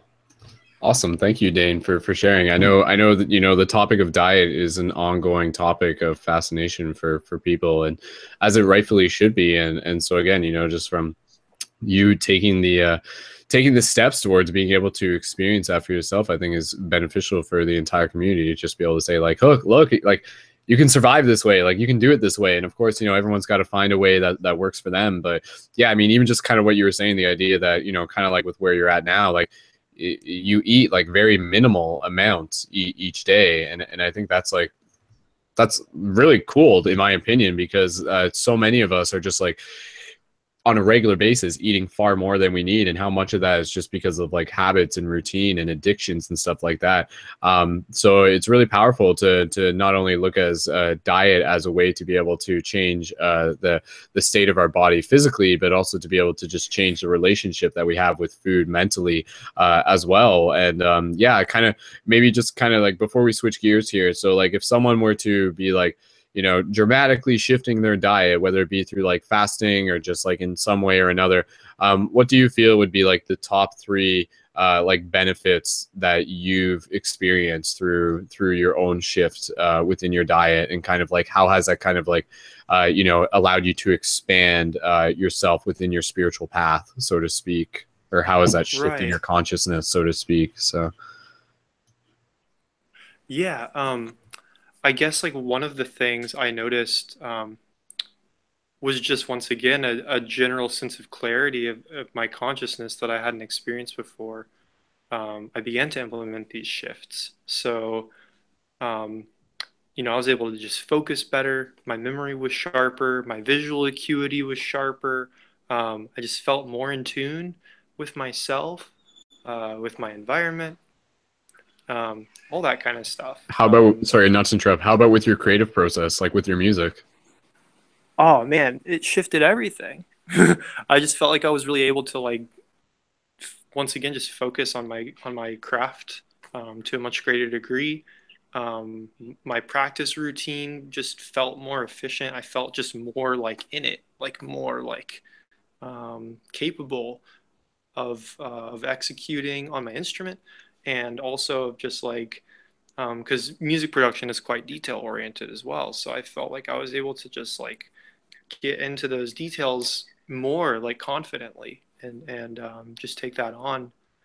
Um, Another thing too is just like an energy boost. Like my stamina increased. I just felt like a greater sense of vitality in general. And my mood shifted. You know, I was happier. Um, I feel like a lot of, like, you know, depressive tendencies that people might experience definitely align or correspond with their diet. Um, you know, you are what you eat. So if you're eating crap, you're going to feel like crap, both physically and emotionally and spiritually, all of it, you know. It's all connected. So I guess those are the three. Yeah. Clarity of consciousness, more energy, and just feeling better, just better emotional state. Yeah. So, yeah. Awesome, man. And again, just touching base on this, just kind of briefly and everything like that. Do you feel it kind of like all this has also had a play in terms of affecting your dreams and your dream state as well? I mean, I don't think we literally mentioned that at all, but I know you and Zylock, you guys have talked about like how, and even Gabe as well, you know, like every night when you guys are dreaming, you guys are really like experiencing some hyperdimensional stuff on the regular and everything like that. Do you feel your diet has maybe, I guess the simplest way I can sort of think about this as an analogy, which I've explained before, is that, you know, the body can be thought of as like a radar dish or an antenna, and we're constantly sending out signals and receiving signals. And if our diet is kind of shit, then that means we got shit all over our antenna, and that means we're not sending out signals and we're not receiving signals to the best of our ability. I mean, we'll still be doing it. We'll still be able to manage to get by. But when we really clean that radar dish, we're opening up to like a whole new dimension. Is that something you've kind of experienced? Oh yeah, for sure, man.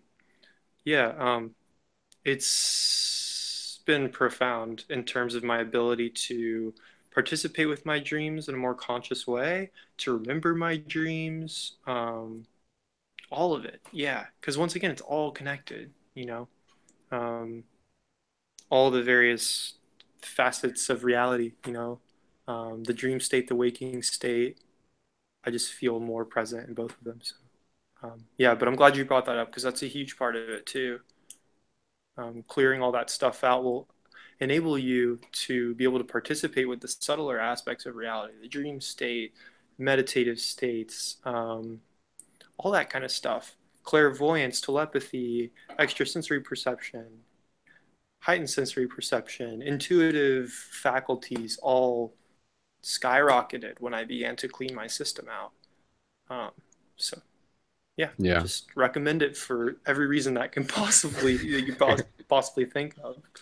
Totally. Yeah. And again, you know, like it's really interesting because like within this paradigm shift, I feel a big part of it is people becoming more aware of these subtle energies. And I feel like that's kind of like the best term we can use for them, because like they're there. But if you're not paying attention to them, you don't really notice them because they're subtle, because they kind of take like an acute degree of sensitivity and awareness to kind of tune into them. So again, you know, like it takes practice, but it also takes being able to like physically adjust the instruments that we're using to be able to detect these subtle energies in the first place. So I mean, again, you know, like if people are just like totally keen on like, I want to unlock my telepathic abilities, I want to be able to see auras, I want to be able to have like awesome dreams, and diet is you know, if you're not paying attention to your diet, then you know that's gonna take away like a huge potential to be able to influence the possibilities of being able to experience and access those part of what is essentially a natural aspect of the human experience. So yeah. Word, man, word. Cool. Dayne, is there anything else you wanted to share on that note or that topic, or before we switch gears for a second? I think that's pretty much all I've got to say. Yeah, we should. Yeah, that's cool. We'll pass off the talking stick. Awesome, man. Sweet. Use All right. your terminology. Cool. Yeah. All right, Dayne, thanks for sharing again, man. That's awesome. Thank you, guys. Thanks. Sweet, guys. All right, so at this point in the broadcast, what I want to be able to do, I want to just be able to take a brief moment to sort of switch things into a very micro meditation, which is literally just going to be like a minute of, not even a minute, just like a few breaths of silence as we just kind of practice connecting. And then we're going to come back, and I just want to open up the microphones and just kind of brainstorm with you guys, and even for people in the live chat on YouTube, or just like, what are some things you would like to see happening within the Paradigm Shift Central project? What would you like to see come out of the Paradigm Shift Central project within the future? So, I mean, you know, we could be talking a month from now, we could be talking years from now in that sense. Before we just kind of switch gears, though, I do just want to give a huge shout out to everyone who signed up for the team Patreon as per usual. Patreon.com/Brendon Culliton is where you can add your support to be able to support the ongoing evolution of the Paradigm Shift Central project. And again, for those of you who aren't familiar with how that works, it's super awesome and a super effective hack to be able to help support the ongoing community as a whole. And basically through Patreon, that's a website where people can sign up to support through monthly donations for artists. And the way how we do it, we ask a very low minimum monthly donation of just $3 to $5. And when you sign up for that $3 to $5, you also get your Paradigm Shift Central booster kit, which for those watching on video, you guys can see there's the free hug signs behind me, and you get all sorts of shift buttons. And again, the shift buttons are potent symbols, potent buttons with potent conscious symbols, each one meant to evoke synchronicity, to spark conversation. And the cool thing is that they're also holographically linked back to the main website by having the main website on the rim of the button. So, of course, not only are they awesome symbols with conscious art on them, but they are also, some of them have community featured art. So just as an example, here's one by our good friend Brock Springstead. And on the ones that have featured artists, you can actually find the name of the artist on the rim of the button. So talking about the future Paradigm Shift Central, that's one thing that you'll be seeing. You'll be seeing more community featured art on the buttons. So again, if you guys want to be able to support the project and get your Shifter Booster Kit, then all you got to do is check out the Paradigm Shift Central Team Patreon. And the links for that are in the info for all over the website, or you can just go to the menu and donate, and also in the info on YouTube. And yeah, I'm now that things are kind of switching back into gear, it's really my objective to continue to bring the Team Patreon up as pretty much as we can and as fast as we can. Not to say that like there is like a rush to it, but just with the idea that the sooner we get it up, the sooner we continue to get it up, kind of thing. Because essentially, like, the longer term vision for the Team Patreon is literally to have it up through, you know, the amounts where we're bringing in like 2,000 and then eventually 3,000 a month. And again, those funds, in addition to being able to help support the personal time that I put into this project as my full-time job as director and facilitator, it is also being able to help support other community members. And that's literally through the process of us literally being able to like hire people on for the time that they're putting into the project. So again, say people are working on a video and everything, I want to be able to be like, here's a few $100s to support you on the time that you're putting into this project. So when we all give a little, we all get a lot is basically the motto with how that works. And right now we're sitting at about 827. And again, thank you so much everyone who's synced up for that. And again, like the 827, I'll just clarify, like the 827, like that's active contributions coming through. If all of the donations were like running through the Paradigm Shift Team Patreon for all the people who are donating, it would actually be like a close to like 1,300 right now. But again, just like with the way it works, when people like want to put their donations on hold, that's totally cool, and people do that, and it's all part of the flow, and totally just honoring that is what makes it work. So again, you know, if you're thinking about signing up and you're worried about having to pause it at some point, that's totally cool. Whatever works for you guys. And again, just knowing that it is helping us continue to reach more people, to feature conscious community content, to be able to help continue to evolve the project, and just being able to help also get things like free shift buttons out to other people in the community. So if you're thinking about getting some shift buttons and you're just like, you know, normally if you're buying them, it would take like a little bit of an investment. But if this is a way that works for you, then know that you can sign up for as little as $3 a month. And then in the process of doing that, you'll get your shifter booster kits, which again, you know, when you're signing up for the full amount at $5, which also includes the Love One massage tool and a crystal wrap as a bonus, the kit's worth about like $70. So it's a really, really, really dynamic and cool energy exchange that I like to think of as basically a hack within the Matrix. And the buttons themselves are also building an economy within the Paradigm Shift Central community project as well. And again, for those of you who might not have heard last week, moving forward within the project, one thing that we introduced last week is this idea of the shift points.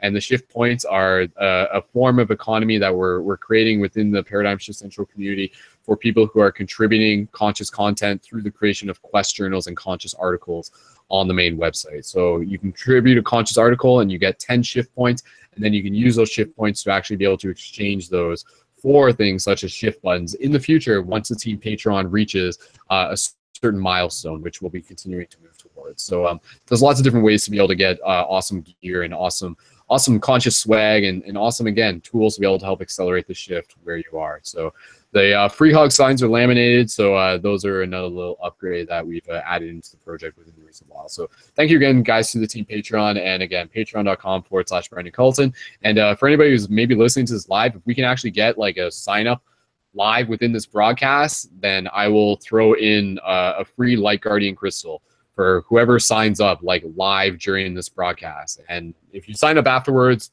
just let me know. Just let me know that you tuned into this, and I might be able to hook you up in that sense. And again, the Light Guardian crystals, those are available as a pay rate you wish between 30 and 60. And again, just trying to find one that's working. Here's a green one. So again, Light Guardian crystals are another way you can support the conscious media and the ongoing evolution of the project, but these are priority items for people signing up for the team Patreon as well. So if you have any questions about that, just let me know, guys, and we can always go back to that in more detail. So moving along here, let's switch gears into a micro meditation, and then we'll come back and we'll just take a moment to kind of brainstorm and visualize what we want the Paradigm Shift Central project to be able to help manifest within the coming future. So thank you, everyone, again, for just tuning into this broadcast wherever you are, whenever you are. So just invite you guys to allow yourself to get nice and still, and just allow yourself to relax in this moment. So this won't be a long meditation. It'll just be a micro meditation. So at this point, just inviting you guys to move into your own place of silence and just connect with your breath, your own moment of oneness is kind of a way we can think of this. And so you can think of your own breath while at the same time also just connecting with all of the other shifters, with the other people throughout the entire world who are tuned into this, and collectively putting our intentions together to be able to help be the change that we wish to see in the world. So just inviting you guys to connect with your breath here in this moment. So go ahead.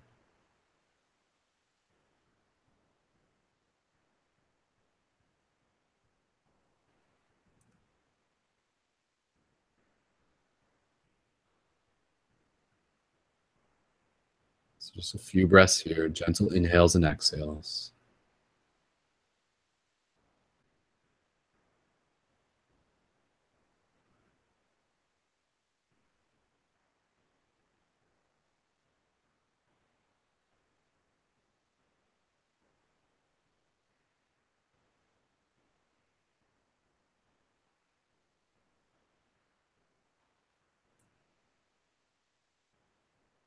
Good.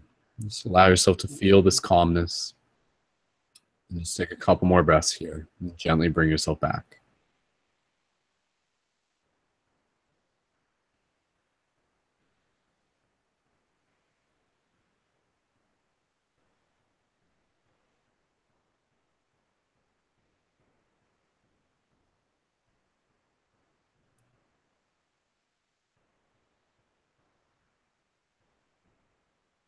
And so slowly, just allowing yourself to continue to connect with your breath, to just feel this sense of calmness and peace and connection. When you're ready, you can gently open your eyes, return your awareness to the space around you.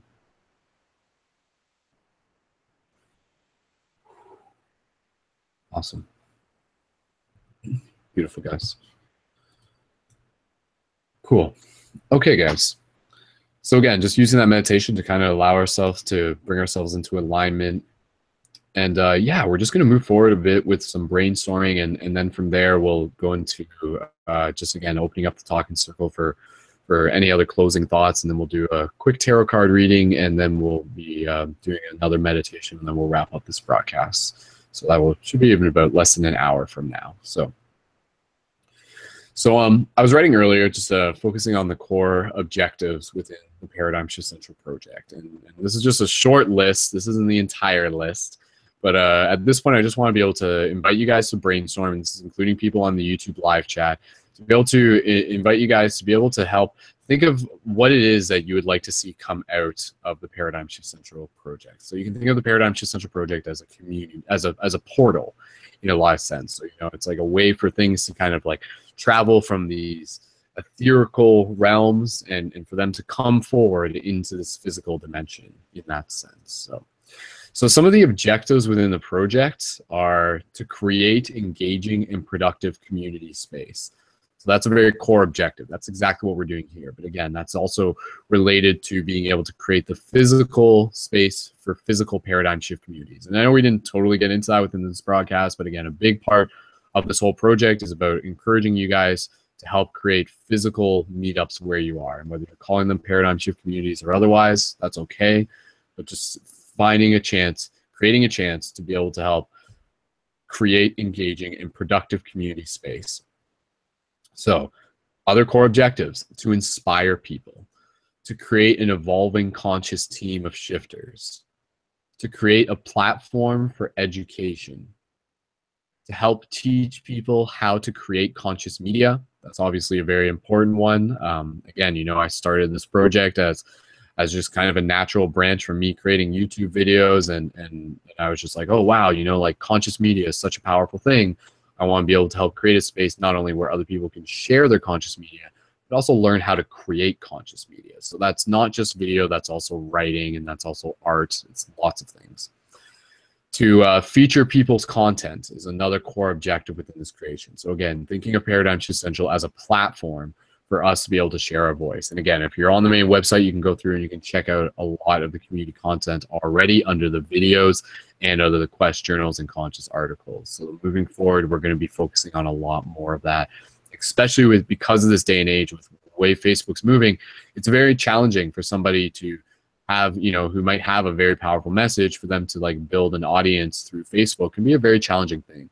So our objective is to be able to help use the Paradigm Shift Central portal to be able to help feature people's content, to give them a boost, to help them reach more an audience, to help their message inspire more people, and to help continue to inspire them to continue to create as well, knowing that their content and their voice is being heard, and then in turn it just continues to add more value to the entire community. To optimize social media, that's a big thing we talk about within the Paradigm Shift Central social media tactics team. To create paradigm shift communities, again, you know, that's something we talk about, and to be able to provide education and insight. So those are just some of the core objectives. Again, you know, I could sit here and I could write a much longer list as well, but yeah, at this point, I do want to be able to just invite people. I do want to be able to just invite people, and at this point I think it's just Brian, Jen, and I think Dayne just had to drop out. He might be back in a bit though, but again, even people in the YouTube comment, for people in the YouTube comment, you guys are totally a part of this discussion as well.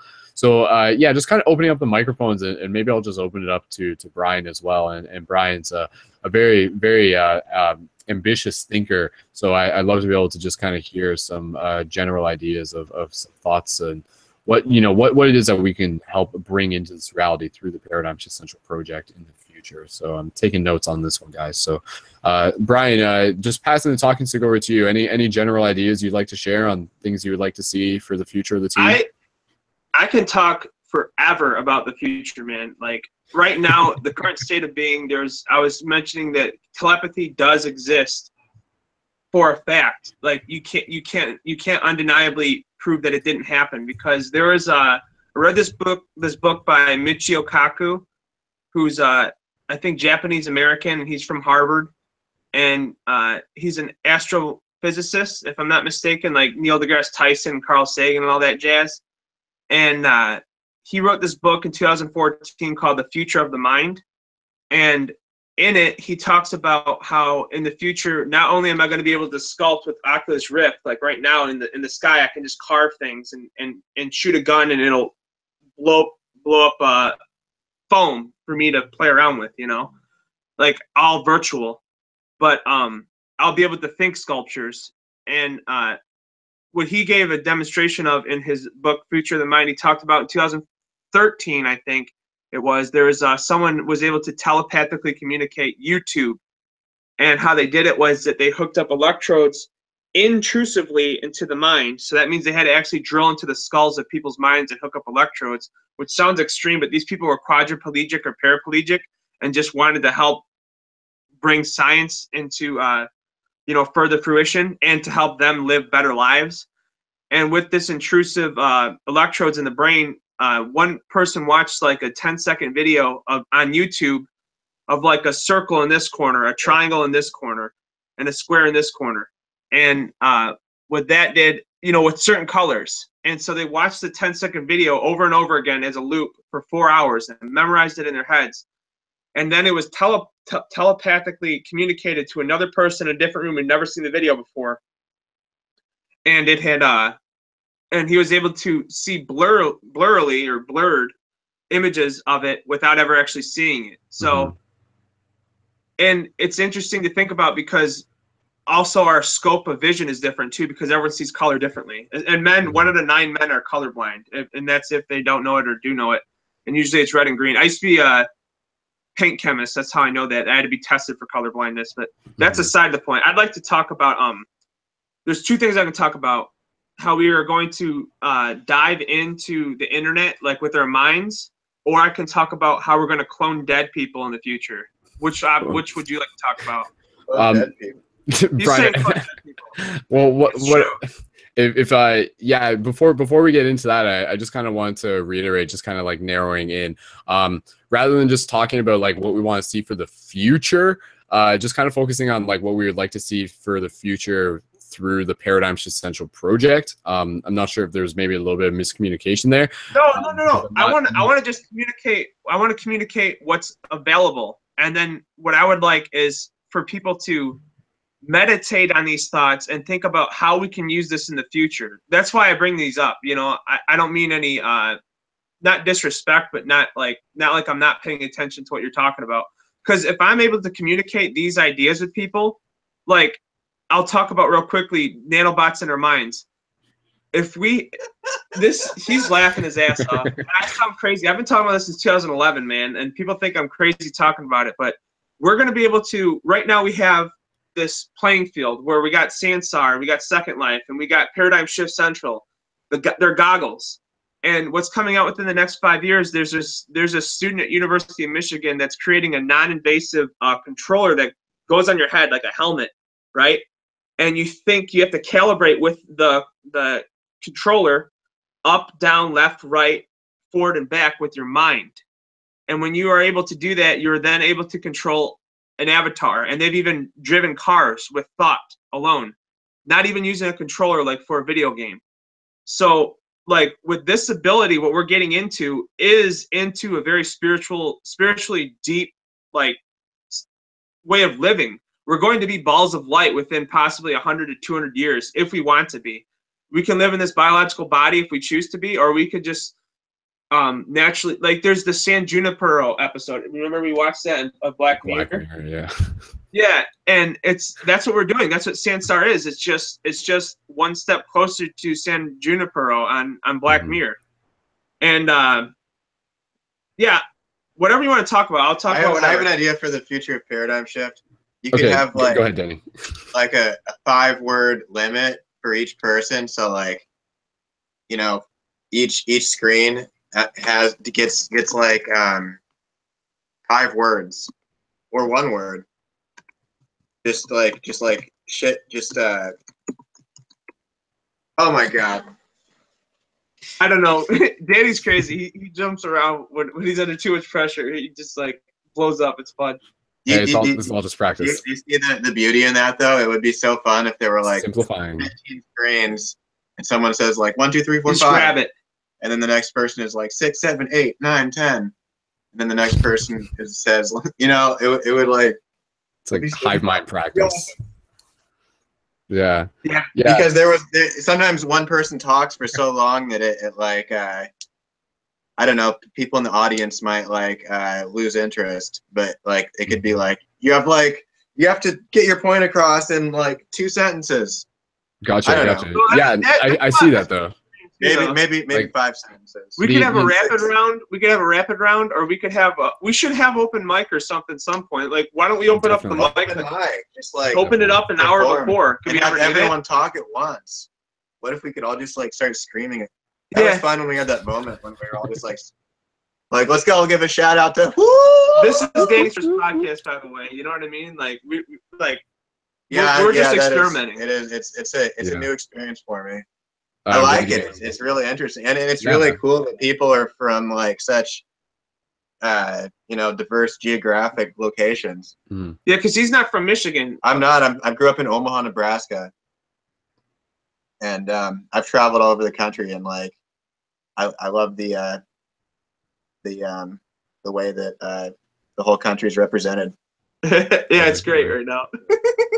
It's fun, but yeah, no, Danny, I hear what you're saying though. Just kind of like the idea of learning how to like crystallize our language in a way, because I think we do that all the time, where we'll try to say something and it will take us like 1,000 words, but what if we could just like summarize it in like less than 20 words and stuff? I feel that's a beneficial thing within language. It's just being able to help deliver messages with more potency and more just like, crystallization is kind of the word that I think of, kind of thing. So yeah, that's what I kind of hear, kind of like what you're doing. And but yeah, also just keep everyone engaged, like everyone who's part of the broadcast, like that way it minimizes the time that they're not talking and they might like fall asleep in their head or something.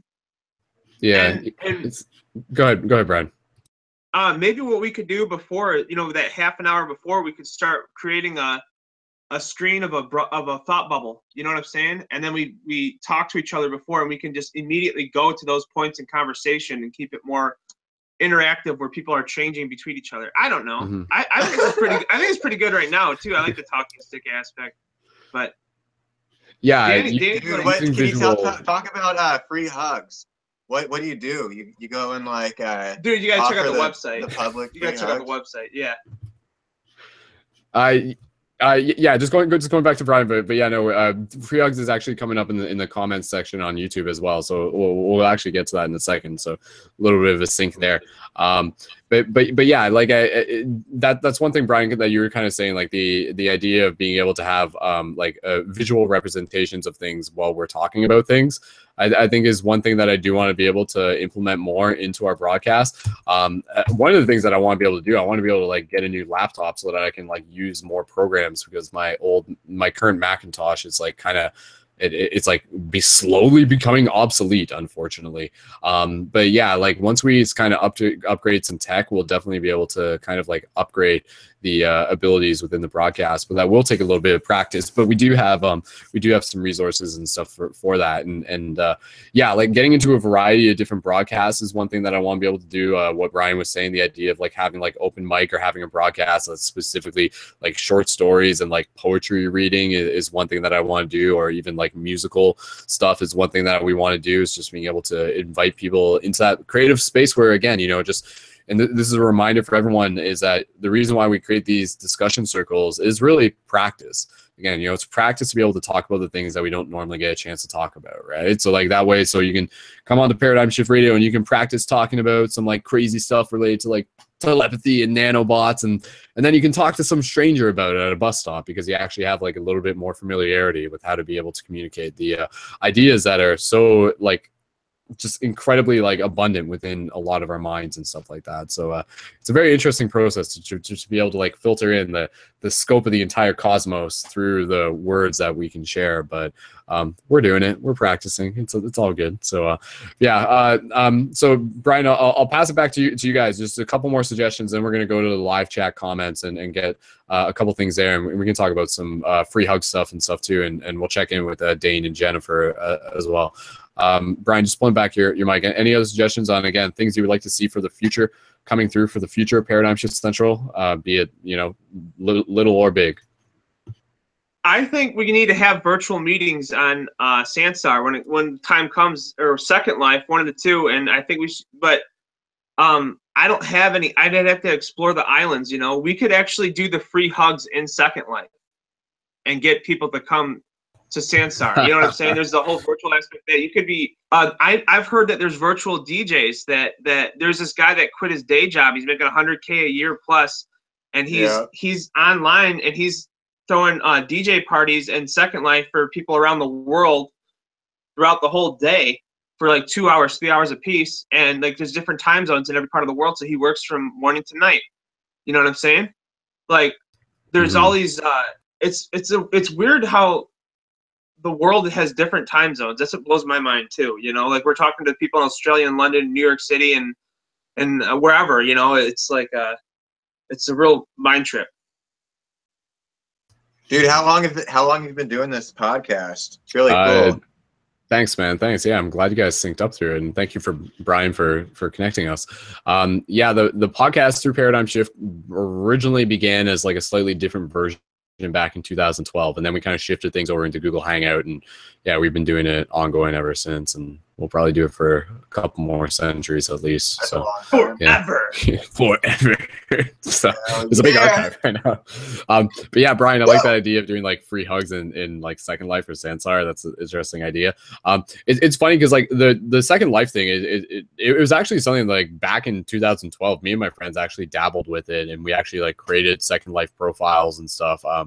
We just didn't fully get into it. And again, you know, it's just because like Second Life is like, for people to, it's not like something people can just like click and join right away. You know, it takes a little bit of an investment in terms of downloading and creating and learning the interface and stuff like that. Yeah. But it was cool because like when we were there, like kind of what you were saying, we actually went to like these like DJ parties, and there was like people there and stuff like that. And we did connect with a few people. I'm not exactly sure how many of them are like linked back fully into the Paradigm Shift Central project. But again, you know, like I think you can find in the same way you can find anywhere on the internet, you can find like kind of these like micro communities within things like Second Life that are very interested in things like related to, you know, like just you know, like singularity or just like dimensions and metaphysics and UFOs and things like that. So yeah, I think moving towards being able to open up Paradigm Shift into kind of like a more stable virtual community is definitely something that I want to be able to continue to explore. So thank you, Brian, for watering those seeds as well. So that's cool. Thank you. Thanks, guys. Sweet. Okay, Brian, we'll hear back from you, Danny, a little bit more before we're just gonna jump around for a little bit. So let me just kind of check in here.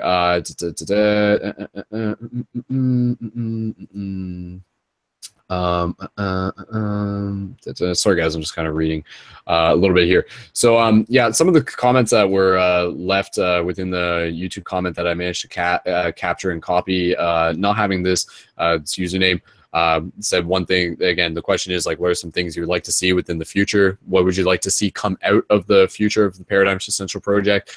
There's talking more about print media, physical community outreach, welcoming in people who are poor, disabled, or of ages that aren't into the new frangled media stuff.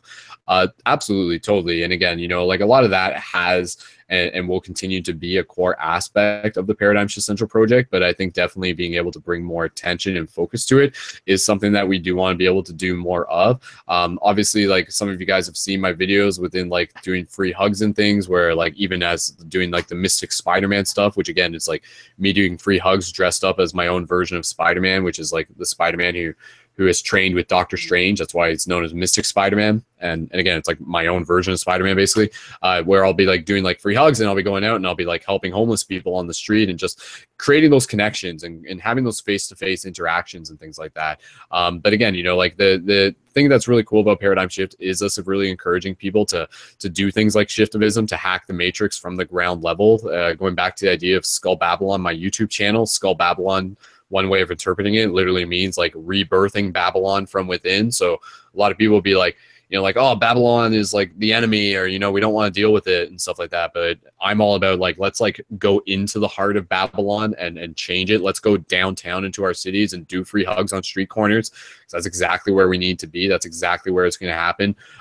But absolutely, I think, you know, just being able to encourage people to get in the habit of like reaching out and connecting with community. Example, again, you know, people who are poor, people who are disabled, people of all ages that aren't necessarily into the like the term they used was newfangled media stuffs. Again, you know, like whether people are like fully able to like access things like the internet, or maybe they're not really on YouTube and things like that, just being able to have those like interactions with people on the street, being able to like get involved with already happening community events, or again, creating community events where you are is such a powerful idea. And then you can invite people out to that. Like there's been people within the Paradigm Shift community who yeah, they aren't really like online, but they know about the meetups, and then they'll come to the meetups that we have and they'll get involved that way. But really about creating the bridges, you know, being the bridge for community is such a powerful thing.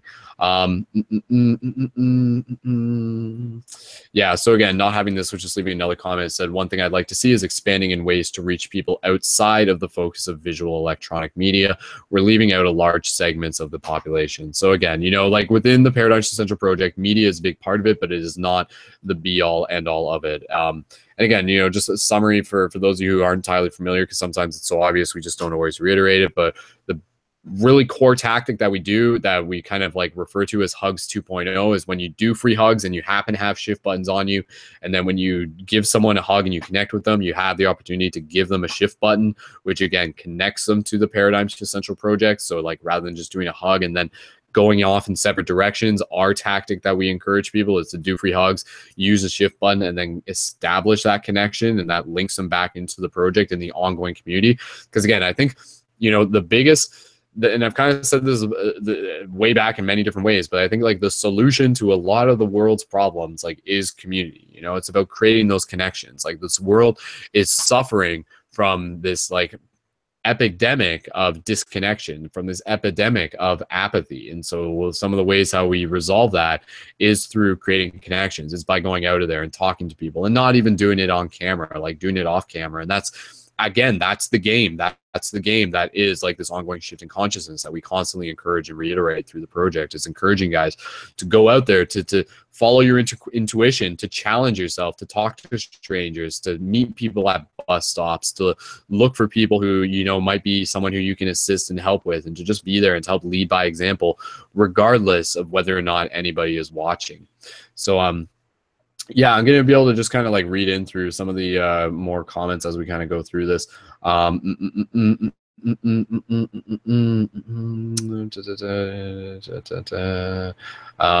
so again, not having this, just reading their comments, says, I think I want to find a way to actually implement the free listening thing I suggested earlier. I have a feeling it could be mind-blowing. Yeah, not having this, that would be a great thing to do again as well, you know, like just like having a sign that says like free listening. I'm not exactly sure the best way you could word that, but again, setting that up on a street corner would be a very powerful thing to just kind of see, again, what kind of happens when you go out there, and you can think of this as like social experiments, but that's fine. I think it's fine to be able to, you know, free hugs is kind of like a social experiment in its own way. So, yeah, and I'll have to go over and read some of the comments in a second. So let me just take a second here. So we only have 2 other people within the broadcast. But again, guys, even if people want to join last minute, you guys can join. But again, you know for future broadcasts, you guys are always invited to be able to join. I want to be able to Dayne kind of dropped out and joined back in, but Dayne, if just kind of bring you up to speed, we're just kind of like asking people, what are some things you would like to see come out of Paradigm Shift Central in the future? You know, like what do you feel some of our objectives should be? So, I mean, I'm not sure if you've had too much time to think about this, but if you just kind of want to, you know, put out some ideas, we're just brainstorming in a general sense. Dayne, I'll just pass the talking stick over to you just kind of to check in. So, Dayne, is there anything that maybe you have currently in mind, and you know what are some things that we can accomplish with the tools that we have available in the future or otherwise? Right. In the past, what? Time travel? Yeah, that's a good one. Go ahead. I mean, as mentioned, something that I personally would be excited to do is just collaborate more with you guys on whatever your projects may be that do involve just like consciousness expanding initiatives, media, all that kind of stuff. I mean, for me personally, what I feel most comfortable contributing is just my music in whatever capacity I can. And because I live in the mountains, I don't really live near a big city. That's kind of my most, I guess, direct means of engaging with you all, I guess, via the medium of the internet. So that's something I would be personally really, really excited to do. It's just like to assist you guys in either providing original music or also graphic design. I do graphic design too. I have been drawing and all that kind of stuff, doing animation for just about as long as I've been playing music.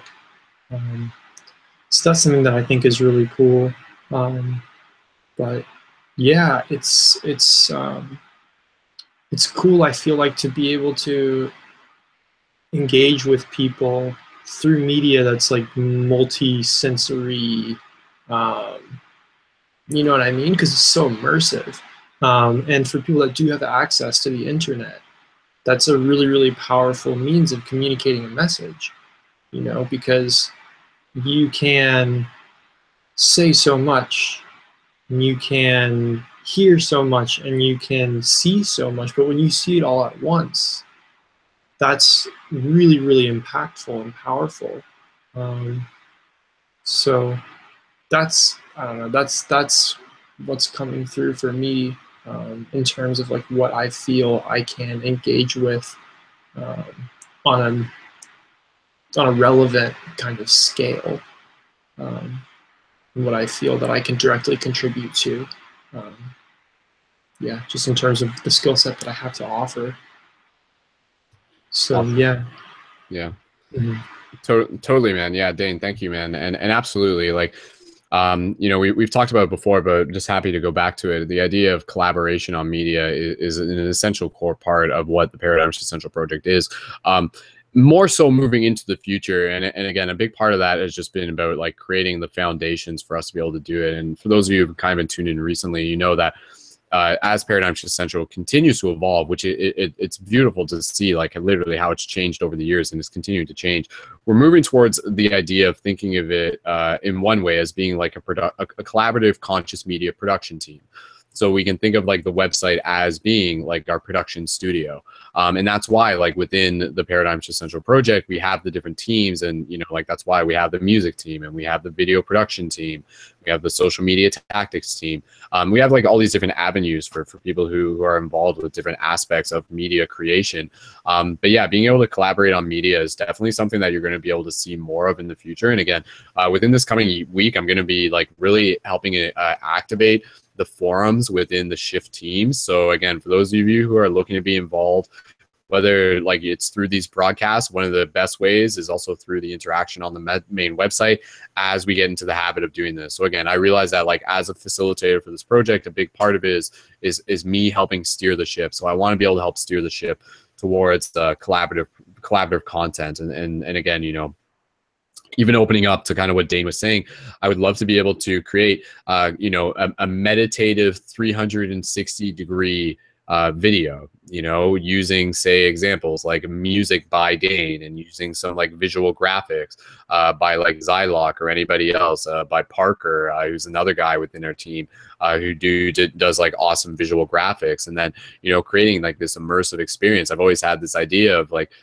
you know, sort of being inspired by the psychedelic experiences, and how can we kind of bring those psychedelic experiences into this, you know, like not into this, how can we bring the non-ordinary reality into the ordinary reality through the use of technology, through the use of you know, just like a screen and sound and music and intention and storytelling. So that's one way of what we can do. In terms of just kind of like me just kind of listing a couple things that I can see within the future Paradigm Shift Central, that I've always been within the future Paradigm Shift Central. So again, you know, just the 360 media would be an example of one. Global synchronized meditations is something that I want to be able to do more of. And I'll just say on this note, with the full moon coming up, I want to be able to do another full moon guided story meditation, and the only reason we haven't literally in like over half a year is like literally it just like hasn't fully aligned to it. It's not so much like, oh, I like chose that, you know, I just didn't care about it. It's just that it takes a very particular alignment in order for those meditations to come through. And so like it's possible I might be able to do one for this week. If that's the case, it would be like either doing it on Thursday in place of a live broadcast, or literally doing it Wednesday and then still doing another broadcast on Thursday. I'm not exactly sure yet, guys. I really have to kind of feel this. But again, just the idea of doing more global synchronized meditations is something that I want to do, and whether there's story meditations or otherwise. The free hug, the Paradigm Shift Love Tour is another idea that will be something I want to see come out of the future of the Paradigm Shift Central project. And again, that is literally like the idea of me traveling through different parts of the world in the United States and connecting with you guys and hooking up with you guys and documenting things and creating media, doing free hugs events, having public speaking, and you know, just like creating an awesome experiences and synchronicities. That's a beautiful thing that will come out in the future. Another really big idea, and I'll just mention this now because I feel it will happen one day, is an actual like paradigm shift festival. And again, you know, I think a lot of people have kind of like asked about this in the past. They're like, you know, like, is this thing, like, can this happen? Like, I'd love to do that, right? Because here we are, where we're connecting and we're meeting so many people. But how cool would it be if we can like find some land and go spend, you know, like a few days there together and really connecting in that sense, and really just like embodying and integrating the parts of who we are in the ongoing bigger narrative of the Light Guardians. So whether it's in Canada or whether it's in the States or whether there's like more than one or something like that, I do like the idea of doing something related to a Paradigm Shift Festival. But again, you know, that's something that's going to take time. But again, just kind of planting that seed there as well. Another thing that we could have in the future would be like global synchronized free hugs missions. So that would basically be, again, just kind of like creating like a Facebook event and just creating the narrative of like a bunch of people going out there and taking action on a single day. So, I mean, technically within the Paradigm Shift Central project, we're always promoting the idea of going out there and doing free hugs. But I think when you kind of like boil it into specific days, it can kind of like help people focus. And so I know World Peace Day is going to be coming up. And that is going to be, I think, September 21st, which is actually the equinox. So I feel like that could be a very ripe possibility. And again, that's something I'll just have to meditate on. But I will definitely do something for World Peace Day. I'm pretty sure it's September 21st. I just got to double check that and stuff. It's around then. But yeah, stay tuned, because the idea of doing like global synchronized free hugs days is kind of a cool thing. And again, you know, like the globalized synchronized meditations and the global synchronized free hugs, these are also portals through social media that help invite people back into the Paradigm Shift Central project. So again, you know, as much as we want to continue to focus on the development internally, we're constantly expanding the reach of the network so that more people have the invitation to get involved as well. So those are just some of the ideas off the top of my head, guys. Again, you know, some things in the future is literally just being able to like raise the team Patreon to the point where we're literally like creating jobs for people in the community who are contributing as conscious media creators. That's like a total thing that is going to happen. And again, it's just like slow and steady. But again, you know, like the tree that grows slow bears the ripest fruit, is kind of the idea. And it's kind of always how I felt about Paradigm Shift, is that like it's a slow and steady thing, but it is building some powerful roots. And these are roots that we are creating with the intention that are going to have lasting impressions. And we're talking decades, you know, we're talking centuries, we're talking epochs, so to speak, if you really want to think of it that way. So So yeah, guys, let's just kind of take another moment here to just kind of see if anybody else has any ideas to put forth, and then we're going to switch things over into the tarot card reading, and then we'll finish things off with a closing meditation, and then we'll go get some sleep, and we'll come back at it again. But again, just reminding you guys, if you guys want to be involved ongoing with the project, join me on the main website. Like I'm always in the live chat, but again, you know, like I'll just be honest with you guys, because again, it's just kind of observing and stuff.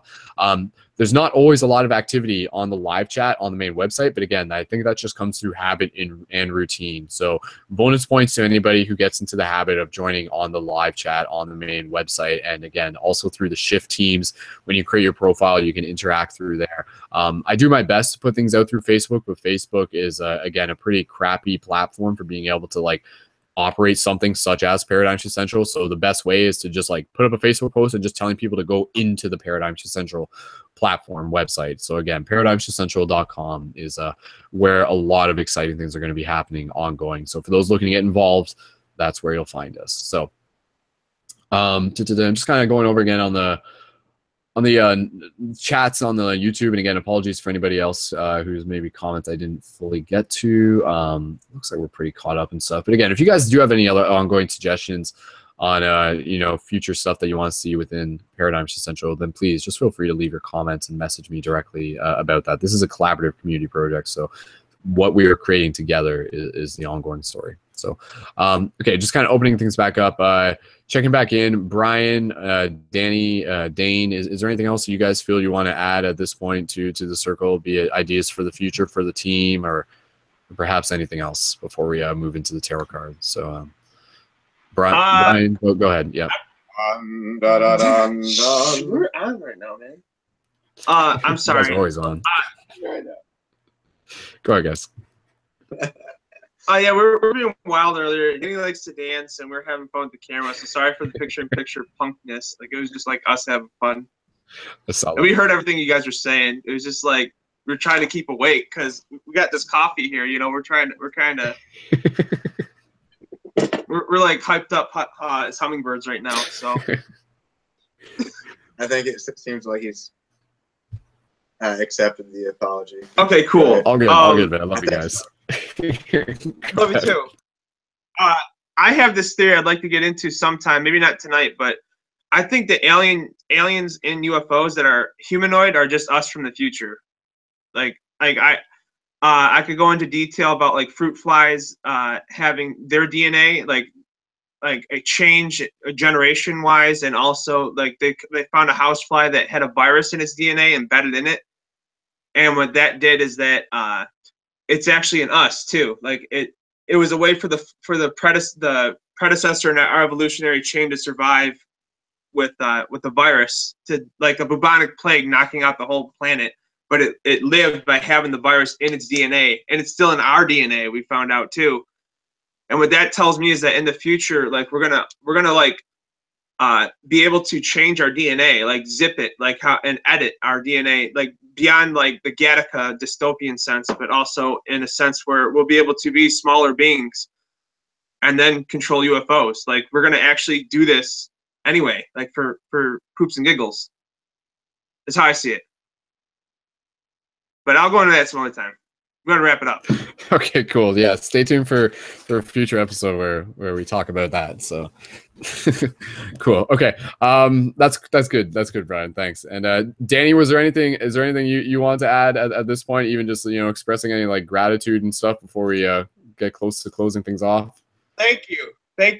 Yeah, I'm very thankful, and I enjoyed the night. And day is done. On the sun, from the lakes, from the hills. Okay, I'm putting us on mute. Cool, awesome. Thanks, guys. Thanks, Danny. Happy to have you here, and look forward to connecting more. So, thanks, man. Awesome. All right. So again, we'll just check in. Dayne, is there anything else you just maybe wanted to share again before we get close to wrapping up the broadcast? Any ideas for the future of the project, or just anything else in general? Go ahead, Dayne. Yeah, I totally agree with what you said, Brian, about us from the future. That's like, yes. Yes. You guys are freaking awesome. It's an honor to chat with you guys. It's an honor to work with you guys, play with you guys, create with you guys. Looking forward to what's to come, man. It's going to be awesome. Awesome, man. Sweet. Yeah. All right. Thanks, Dayne. Sweet. And again, guys, for those of you looking to connect with anybody mentioned in this broadcast, just be sure to check the show notes afterwards, which get posted the day after the broadcast. So you can find Dayne again. You'll find he posted his stuff in the YouTube chat. But again, soundcloud.com/starseed is one of his links. But yeah, you can find him again through the links in the show notes as well. So, and stay tuned, you'll hear more from him. But yeah, I kind of like just want to take a moment here to just kind of focus in a bit of what Dayne said there. You know, it's a honor to be able to play and to work with you guys. And again, you know, that's a really key part about what the Paradigm Shift Central community is about. You know, it is about playing, but it is also about doing the work as well. And the work is the personal work. The work is the inner work, but it is also the external work. And it is about, you know, again, creating the community, creating the conscious media, creating the physical paradigm shift communities, doing the work and going out there and helping people and doing free hugs and everything. It's all those little things. And you know, those ripples create waves. And we say that all the time. So much love to everyone for continuing to do the work so that we can continue to show up and play. And I think that's important, right? If we were to just play and not do work, perhaps that would be an imbalance, you know, perhaps it may not work for forever, right? So I think it's good to be able to do the work so that we can create the foundation so that we can continue to play in a fruitful and regenerative and like ongoing model is basically the way how I see it. So it's a bit of both, you know, it's the yin and the yang, it's a Cancer and the Capricorn. It's everything that we already are. So much love to everyone. So, all right. Here's a tarot card reading for today, guys. And if you're lucky, maybe I'll read it in my Morgan Freeman voice. If you guys want me to read it in my Morgan Freeman voice. Danny and I both request that you be in Morgan Freeman voice. Morgan Freeman voice. I got some Morgan Freeman. All right, if people in YouTube want me to do it in the Morgan Freeman voice, just leave a 111 or sorry, an 1111 in the chat. 1111 in the chat. And yeah, I'll channel Morgan Freeman. Man, there's some hilarious Morgan Freeman videos that I did from like over a year ago, and man, if people missed those, I gotta find them, man. Okay. Excuse me, guys. Glad we're having fun. All right, guys, so we're gonna pull the tarot card reading. So again, here, this is the Ananda Tarot deck. Here's the cover of the book, ANANDA, Ananda Tarot. Just going to read here, and again, this will be a chance just for the universe to be able to connect through the intention of this moment, to be able to just send a message. And again, you know, the way tarot works is that it communicates through the power of language and symbols, and whatever card we receive is a perfect card for us to get in the moment. So this is a card not just for myself, not just for you, but for the entire community, and whatever message comes through is a message for us in this moment. So just inviting you guys to put your intention into this and take part in this magical ceremony. So just taking a breath here.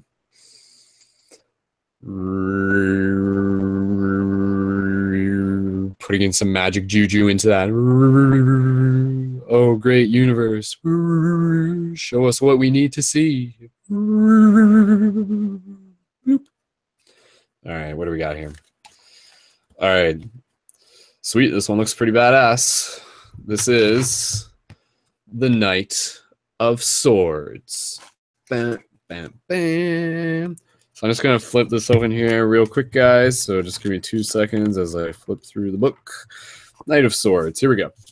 All right, guys. So I'm just going to, sorry, just move my microphone here.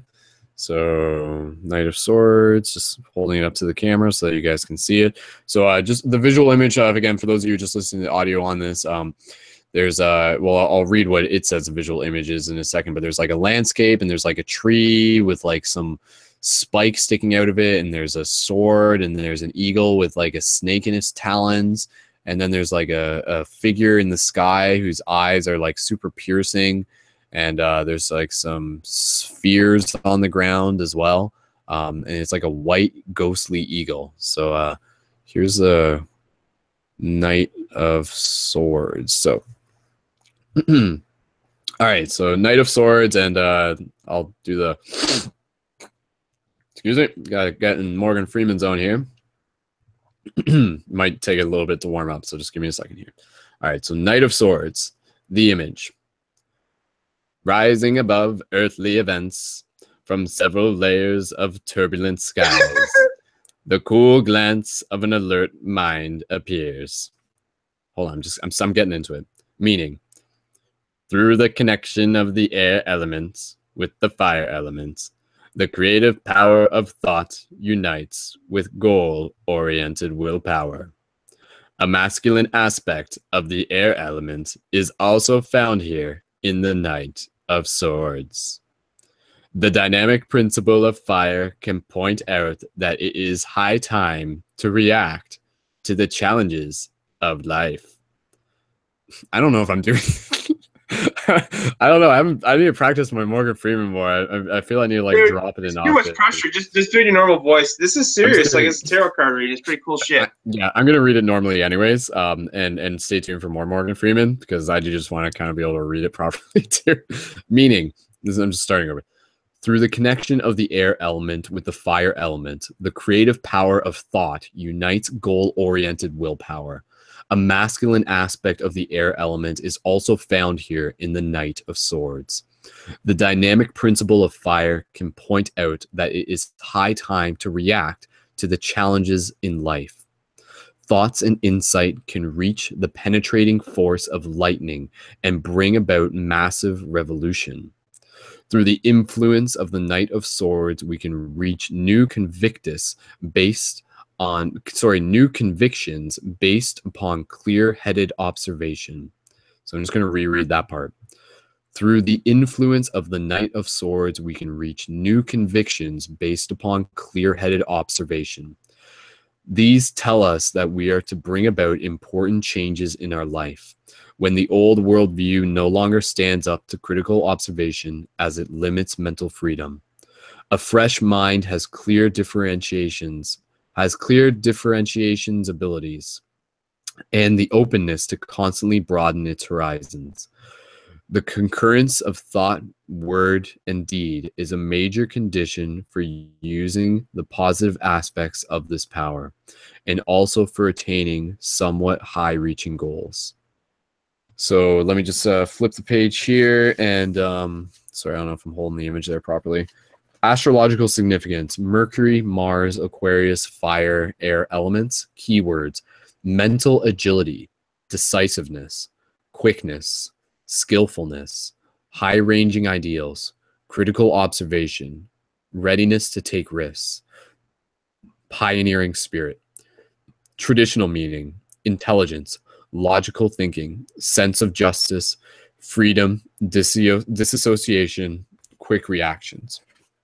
So if you guys have any comments on that, please feel free to leave those in the chat as well. But definitely, I feel that for me, I mean, you know, this is kind of obvious, but I feel like, again, you know, like the Knight of Swords for me is very much like in sync with what I feel to be the archetype of the Light Guardian.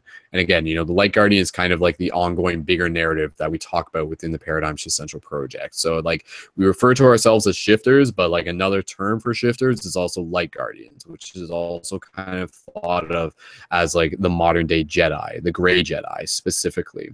So the idea here with the Knight of Swords is that it's really about action. It's about like being able to like pierce through with intention. Through the influence of the Knight of Swords, we can reach new convictions based upon clear-headed observation. These tell us that we are to bring about important changes in our life when the old worldview no longer stands up to critical observation as it limits mental freedom.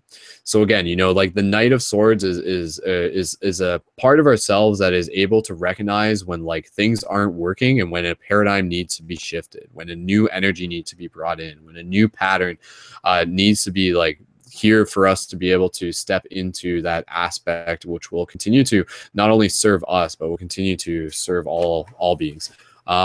Dayne, I just saw your comment just before you head out. I'm just going to pass it over to you if you just want to say goodbye real quick, and we'll just kind of finish off on the card in a second. But Dayne, go ahead, man. You can just say goodbye before you head out.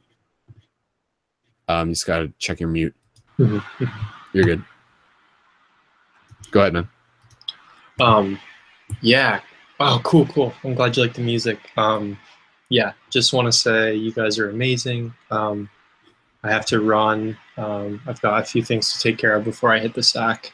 and go to Dream World. So it has been an honor, as always. Once again, feel free to check out my music, starseedmusic.com, soundcloud.com/starseed, starseed.bandcamp.com. Connect with me on Facebook if you haven't already. Would love to, just establish that link with you guys. Facebook.com/starseedmusic or /Dayne.Herndon, DayneHerndon. And oh gosh, there was something I was gonna say. Don't forget your Patreon. Yeah. Oh yeah. Patreon.com/starseed. Thank you. I was gonna say, for me personally, that tarot is very interesting because I feel, for me, especially in terms of technology lately, I've been feeling called to just establish a greater balance with, because I do a lot of my creation on computers, but it's really important, and I think somebody even brought this up earlier, which I think is cool, just to have time away from technology also. It's super important, because I know that they mentioned, like, in addition to doing the digital, visual, and auditory media, just like connecting with people in person too, and that kind of thing is very important, and it's important as well to have downtime. So that's just something that I wanted to put out there. Action doesn't always have to be on the digital front. It can also be in person, like you said, doing free hugs, all that kind of stuff. Super, super awesome. So I just wanted to put that out there because I feel like that's something I've been integrating a lot lately. It's just balance with regard to my desire, especially as just like my astrological stuff is very fire. My desire to like want to go create all the time, like just like never stop. But it's good to have balance with that. So anyways, without further ado, fare thee well, my brothers and sisters. Awesome. Much love. Take care. Thanks again, man. Look forward to. I'll talk to you tomorrow too. So okay. Or whenever. Cool, man. Cool. Okay. Awesome. Much love, guys. I'm gonna check out your music. I'm gonna check it out. Yeah, you'll dig it. I hope. Okay. Take care. Good night, man. See you later. Sweet. All right.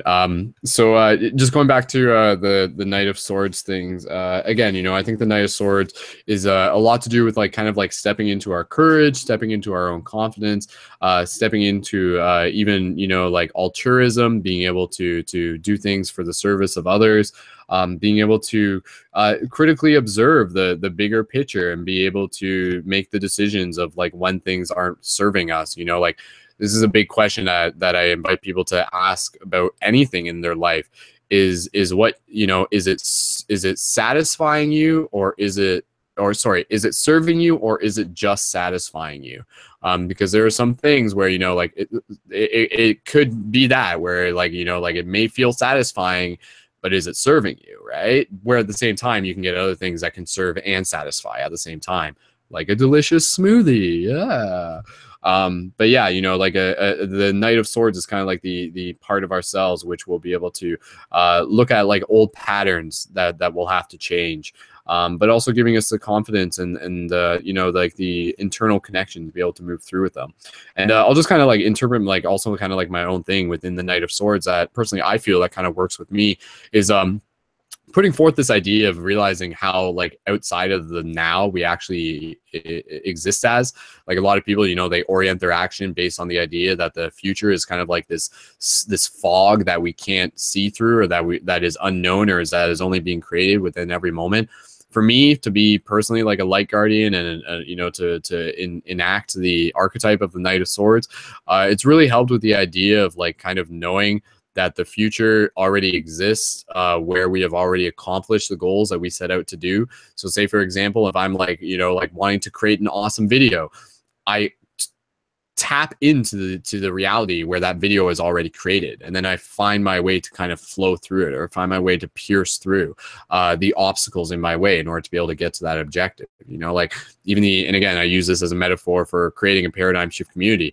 If you're thinking about creating a paradigm shift community, it helps when you already just tap into that, knowing that you have already created that community, that there is already the future that exists where you have already connected with this group of friends and family and tribe. So again, it's just like using that as a way to help fuel your confidence in moving forward. And again, like that can also be used for your personal transformation, where, you know, maybe you're changing your diet, maybe you're taking out some addictions and things like that. Like that can be a very powerful thing, where it's just like there already is that future where like you've already achieved that or some form of that. And so just kind of like meditate on that, feel what that feels like, and then allow yourself to step forward with confidence through the challenges, knowing that the realities that you seek are already, you know, very much in existence, and it's just a matter of aligning with them. So again, that's just one way of thinking about it. So just kind of rereading the last paragraph here. A fresh mind has clear differentiations ability and the openness to constantly broaden its horizons. The concurrence of thought, word, and deed is a major condition for using the positive aspects of this power, and also for attaining somewhat high-reaching goals. So yeah, again, you know, the Knight of Swords is really about like creating some like epic stuff. You know, it's like really asking ourselves, like, what are we capable of? And then like seeking it and achieving it. So again, you know, the Knight of Swords is, like I said, it's very much the light guardian, and the light guardian is, you can think of that as like our activated avatar self, which I feel is the game. That is the game, you know, like for within this Paradigm Shift Central project, our game is to continue to like level up and to become the continuously activated version of ourselves, the activated avatar version of ourselves, which again is this badass, unique Jedi version of ourselves, if you want to think about it that way. So, and again, going back to what I just said, knowing that that activated avatar version of yourself is already very much real. It's already very much like a part of who you are. So continuing to step into that is a very, very cool thing. So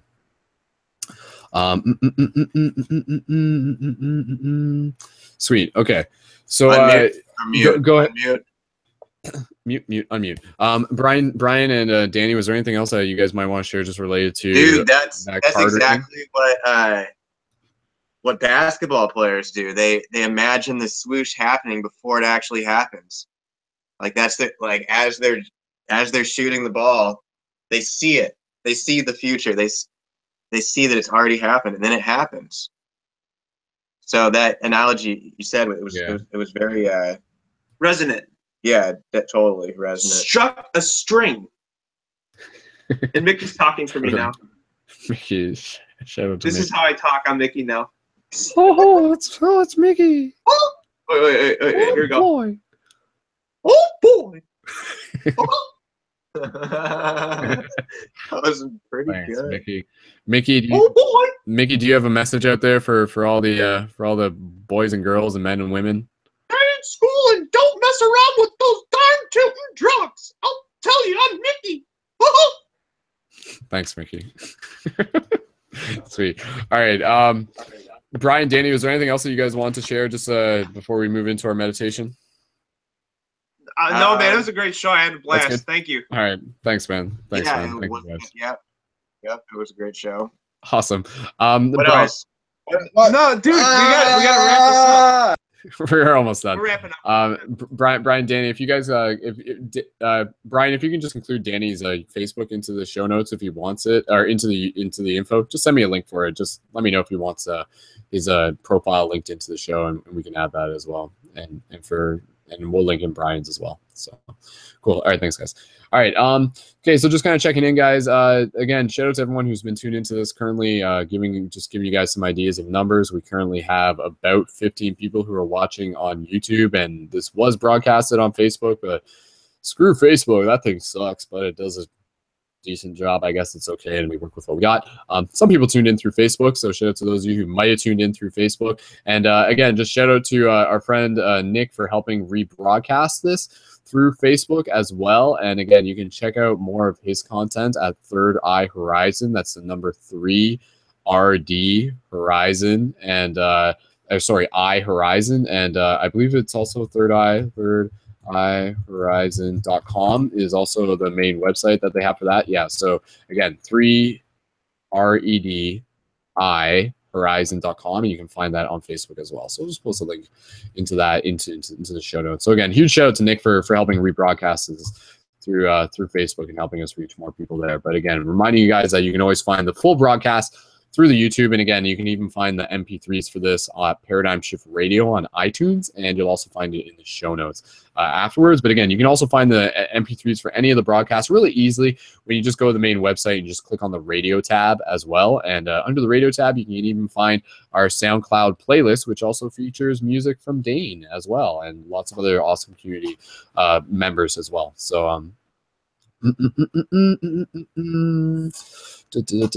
sweet, guys. Okay, let's move into our closing meditation, and we'll just wrap this up, and yeah, we'll call it a night. So it's 1, 2, 3, 4 on my end, 12:34, and yeah, thank you again, everyone, for tuning in and reminding ourselves that the intention behind these broadcasts is for us to think of this as like, you know, inspirational medicine that will continue to fuel our spirits, and tapping into that bigger narrative of this, again, you know, the resurgence of the light guardians, and the bigger paradigm shift that is happening, and the idea that each of us is here to play a very key and important role, and to know that, you know, we are here to aspire to inspire, and each one of us has the potential to make a difference in the lives of those around us. So you guys are doing some amazing things, everyone, wherever you are, whenever you are. Just thank you so much for being you. That's the exciting, that's the important thing, is just being you, being authentic, and continuing to grow, and continuing to not only challenge yourself, but to be patient with yourself, and to be loving with yourself, and you know, do the exact same for your friends as well. So I believe in us. Yes. Good job, team. All right, guys, so let's move into our closing meditation here. So this it won't be a long meditation. It'll just kind of be like a standard routine meditation, just kind of like connect as a grid and encode some additional intentions into it. So, so again, guys, just inviting you guys to get nice and comfortable and just relax for a bit.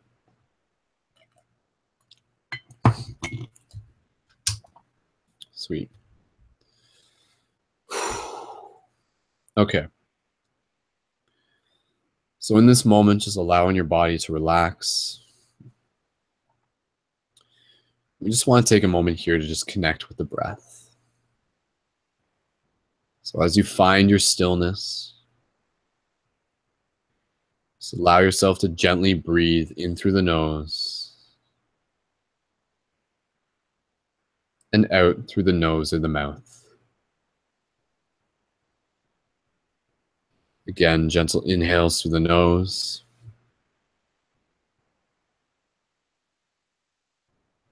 Exhales through the nose or the mouth.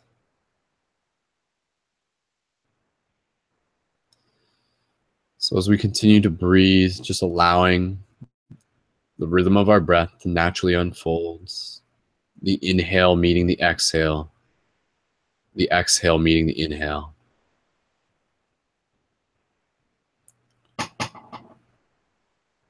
So just taking a moment here to just be able to connect with gratitude for the self. Just taking a moment here to show love for all it is that you have done, for all it is that you're continuing to do. So just take a couple breaths here to just send a little bit of love, a little bit of bonus love to yourself, almost thinking of yourself almost from a third person, higher self perspective. So kind of literally saying to yourself, you know, saying like, good job, Brendon, I'm proud of you. So literally just creating that dialogue within your head, just sending yourself that extra gratitude.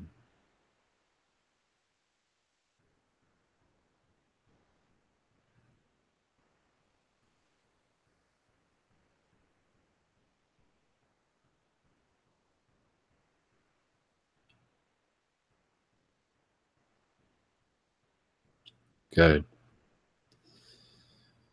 And so as we move through this meditation, just allowing ourselves to also visualize from the center of our chest, just a point of white light slowly beginning to expand And slowly beginning to fill our body with this luminescent white light that represents symbolically the idea that we come from somewhere else, that we are something more, that we literally are light, that we literally are the mystery, that we literally are the magic, that we are much more powerful than we have led to believe. And the light that fills our body is the light that is all around us as well.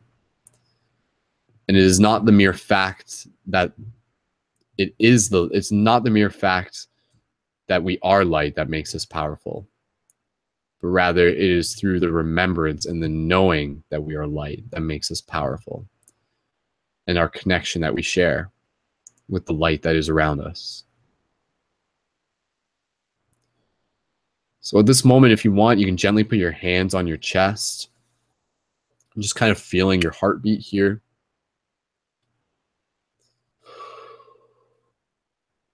I'm just inviting you guys to visualize the entire world with all the points of shifters from across the world who are tuning into this. Just imagining all of these points connecting together and creating a grid around the world.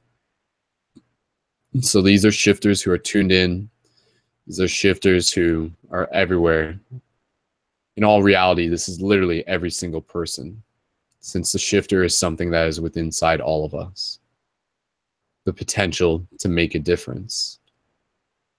The reality that we share as co-creators of the dream. And so breathing into this, just allow yourself to feel the white light from your heart connecting with the heartbeat of the entire globe. And just allow this to bring in a sense of peace, a sense of awe, and a sense of gratitude.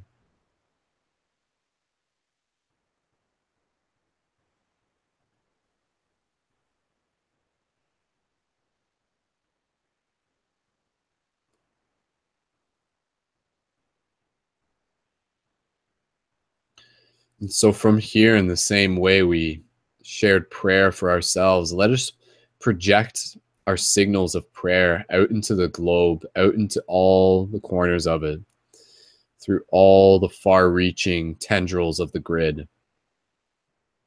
And so imagining the light expanding out from us like tree branches reaching in 360 degrees, connecting as a neural network. And so establishing those connections through the power of our thought, through the power of our visualization.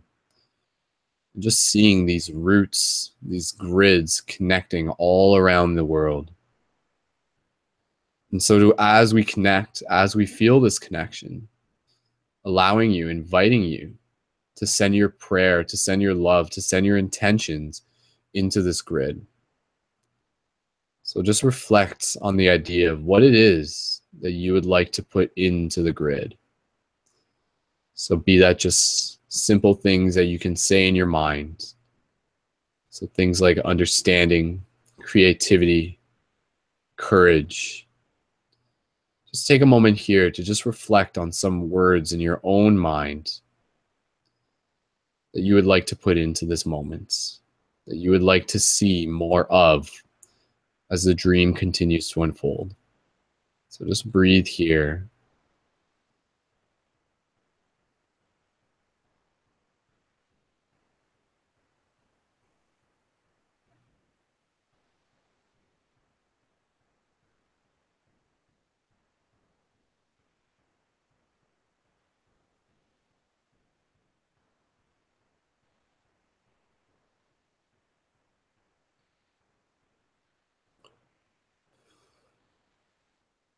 Good.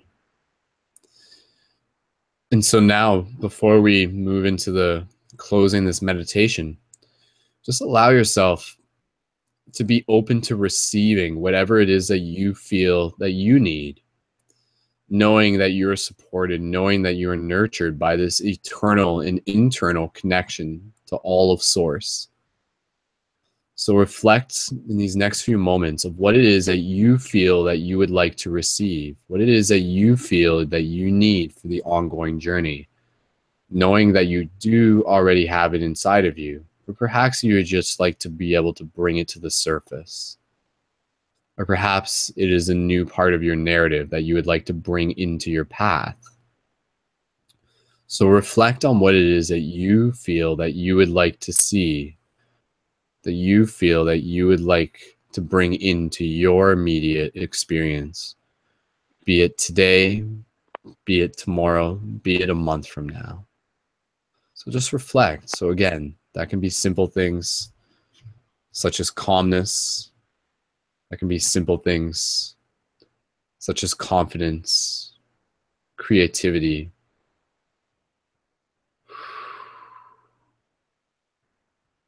resiliency, perseverance. So just reflect here and just speak to yourself. Gift yourself these gifts. Just be here in your breath for the next few moments.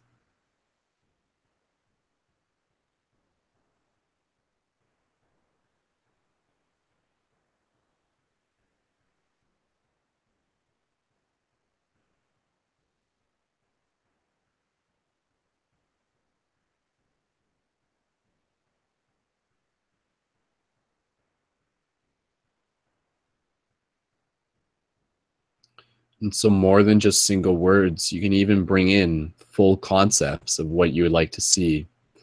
So that could be something like seeing yourself physically more active, seeing yourself practicing meditation, seeing yourself creating more, seeing yourself engaging with community, seeing yourself doing free hugs, seeing yourself with that ideal job that you would like to manifest for yourself, seeing those connections that you would like to strengthen with those in your life.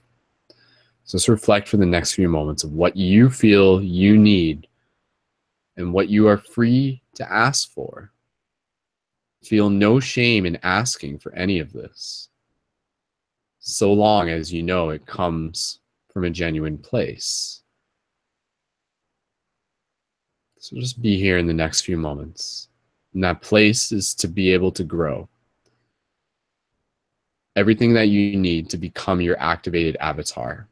That is the intention in this moment, so that you can continue to serve yourself and others.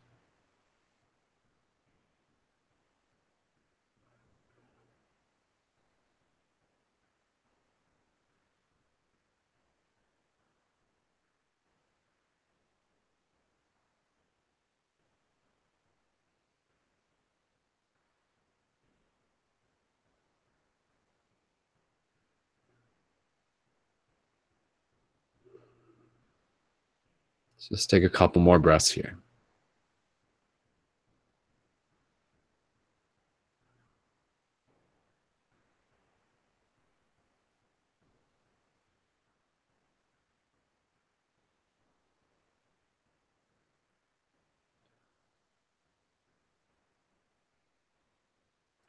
So bring your attention to the visualization of the grid, this white light, this interconnecting neural network around the globe, around the planet. The neurons that fire together, wire together.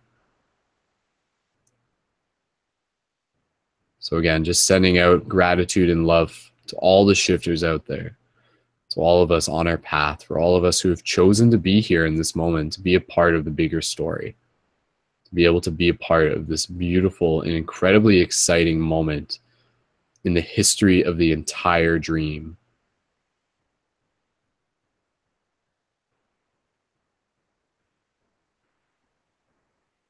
So gently, while still maintaining gratitude and confidence and courage and anything else that you ask for, bringing that forward with you beyond this meditation, allowing it to germinate, allowing it to grow, allowing yourself to embody it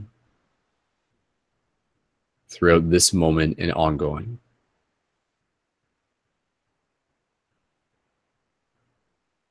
Good. Beautiful. And so just know that you can return to this space in any moment through your own meditation, through your own connection with the breath. And throughout the day, I just invite you to visualize this interconnecting grid that connects us all. And when you do, just think about the gratitude. Think about what it is that you not only put into it, but receive from it.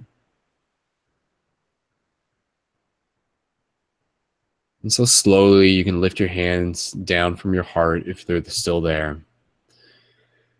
And gently just take a few more breaths here. And when you're ready, you can slowly open your eyes and return your awareness to the space around you.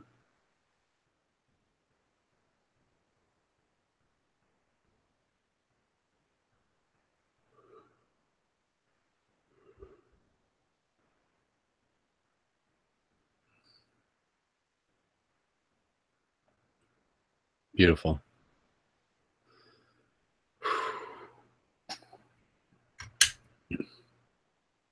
So again, thank you to all the shifters out there who are shining your light, who are fighting the good fight, who are here to dance and who are here to play and who are here to share everything that you say, because the heart that you have is meant to sing that song and is meant to be an instrument so that we can play all night long as the one verse that we are, as the light that shines through, as an echo of the stars, bringing forth all the elements into the being, bringing forth all that we are so that we can truly remember what it means to be the love, to be the light, to be the change that we see, and to bring it forth through the darkness of the night.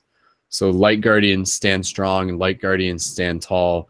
Know that you have everything that you need because each of you already are.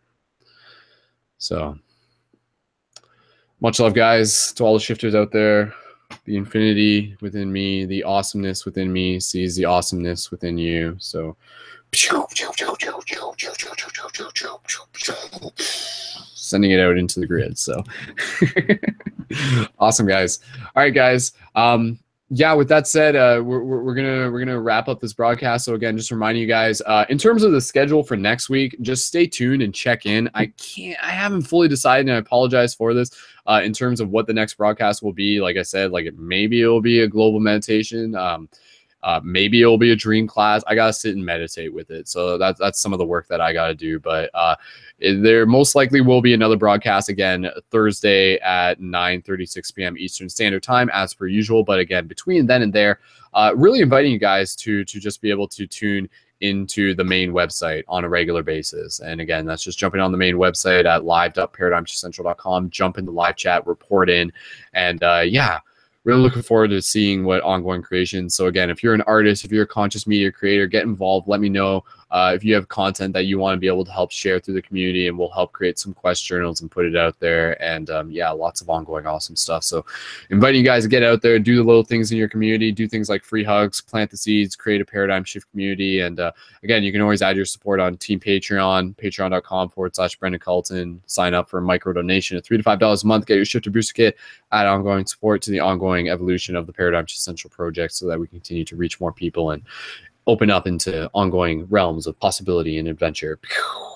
Awesome stuff, guys. Sweet, guys.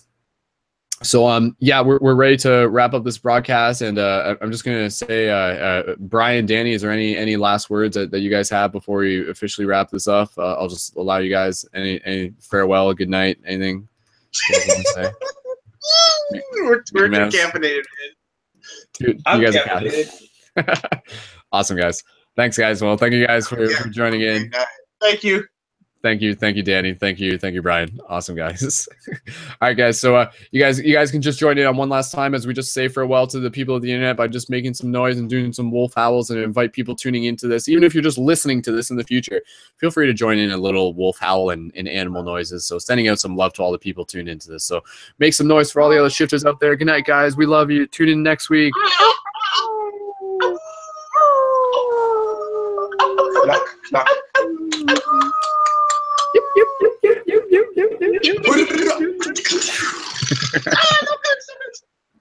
Awesome, guys. All right, guys. Much love. Thank you again. And as always, keep it shifty, and we will see you guys in the future. Until next time, this is Skull Babylon, Wolf Shield, Brendon. Much love, peace, wholeness. Keep it shifty, guys.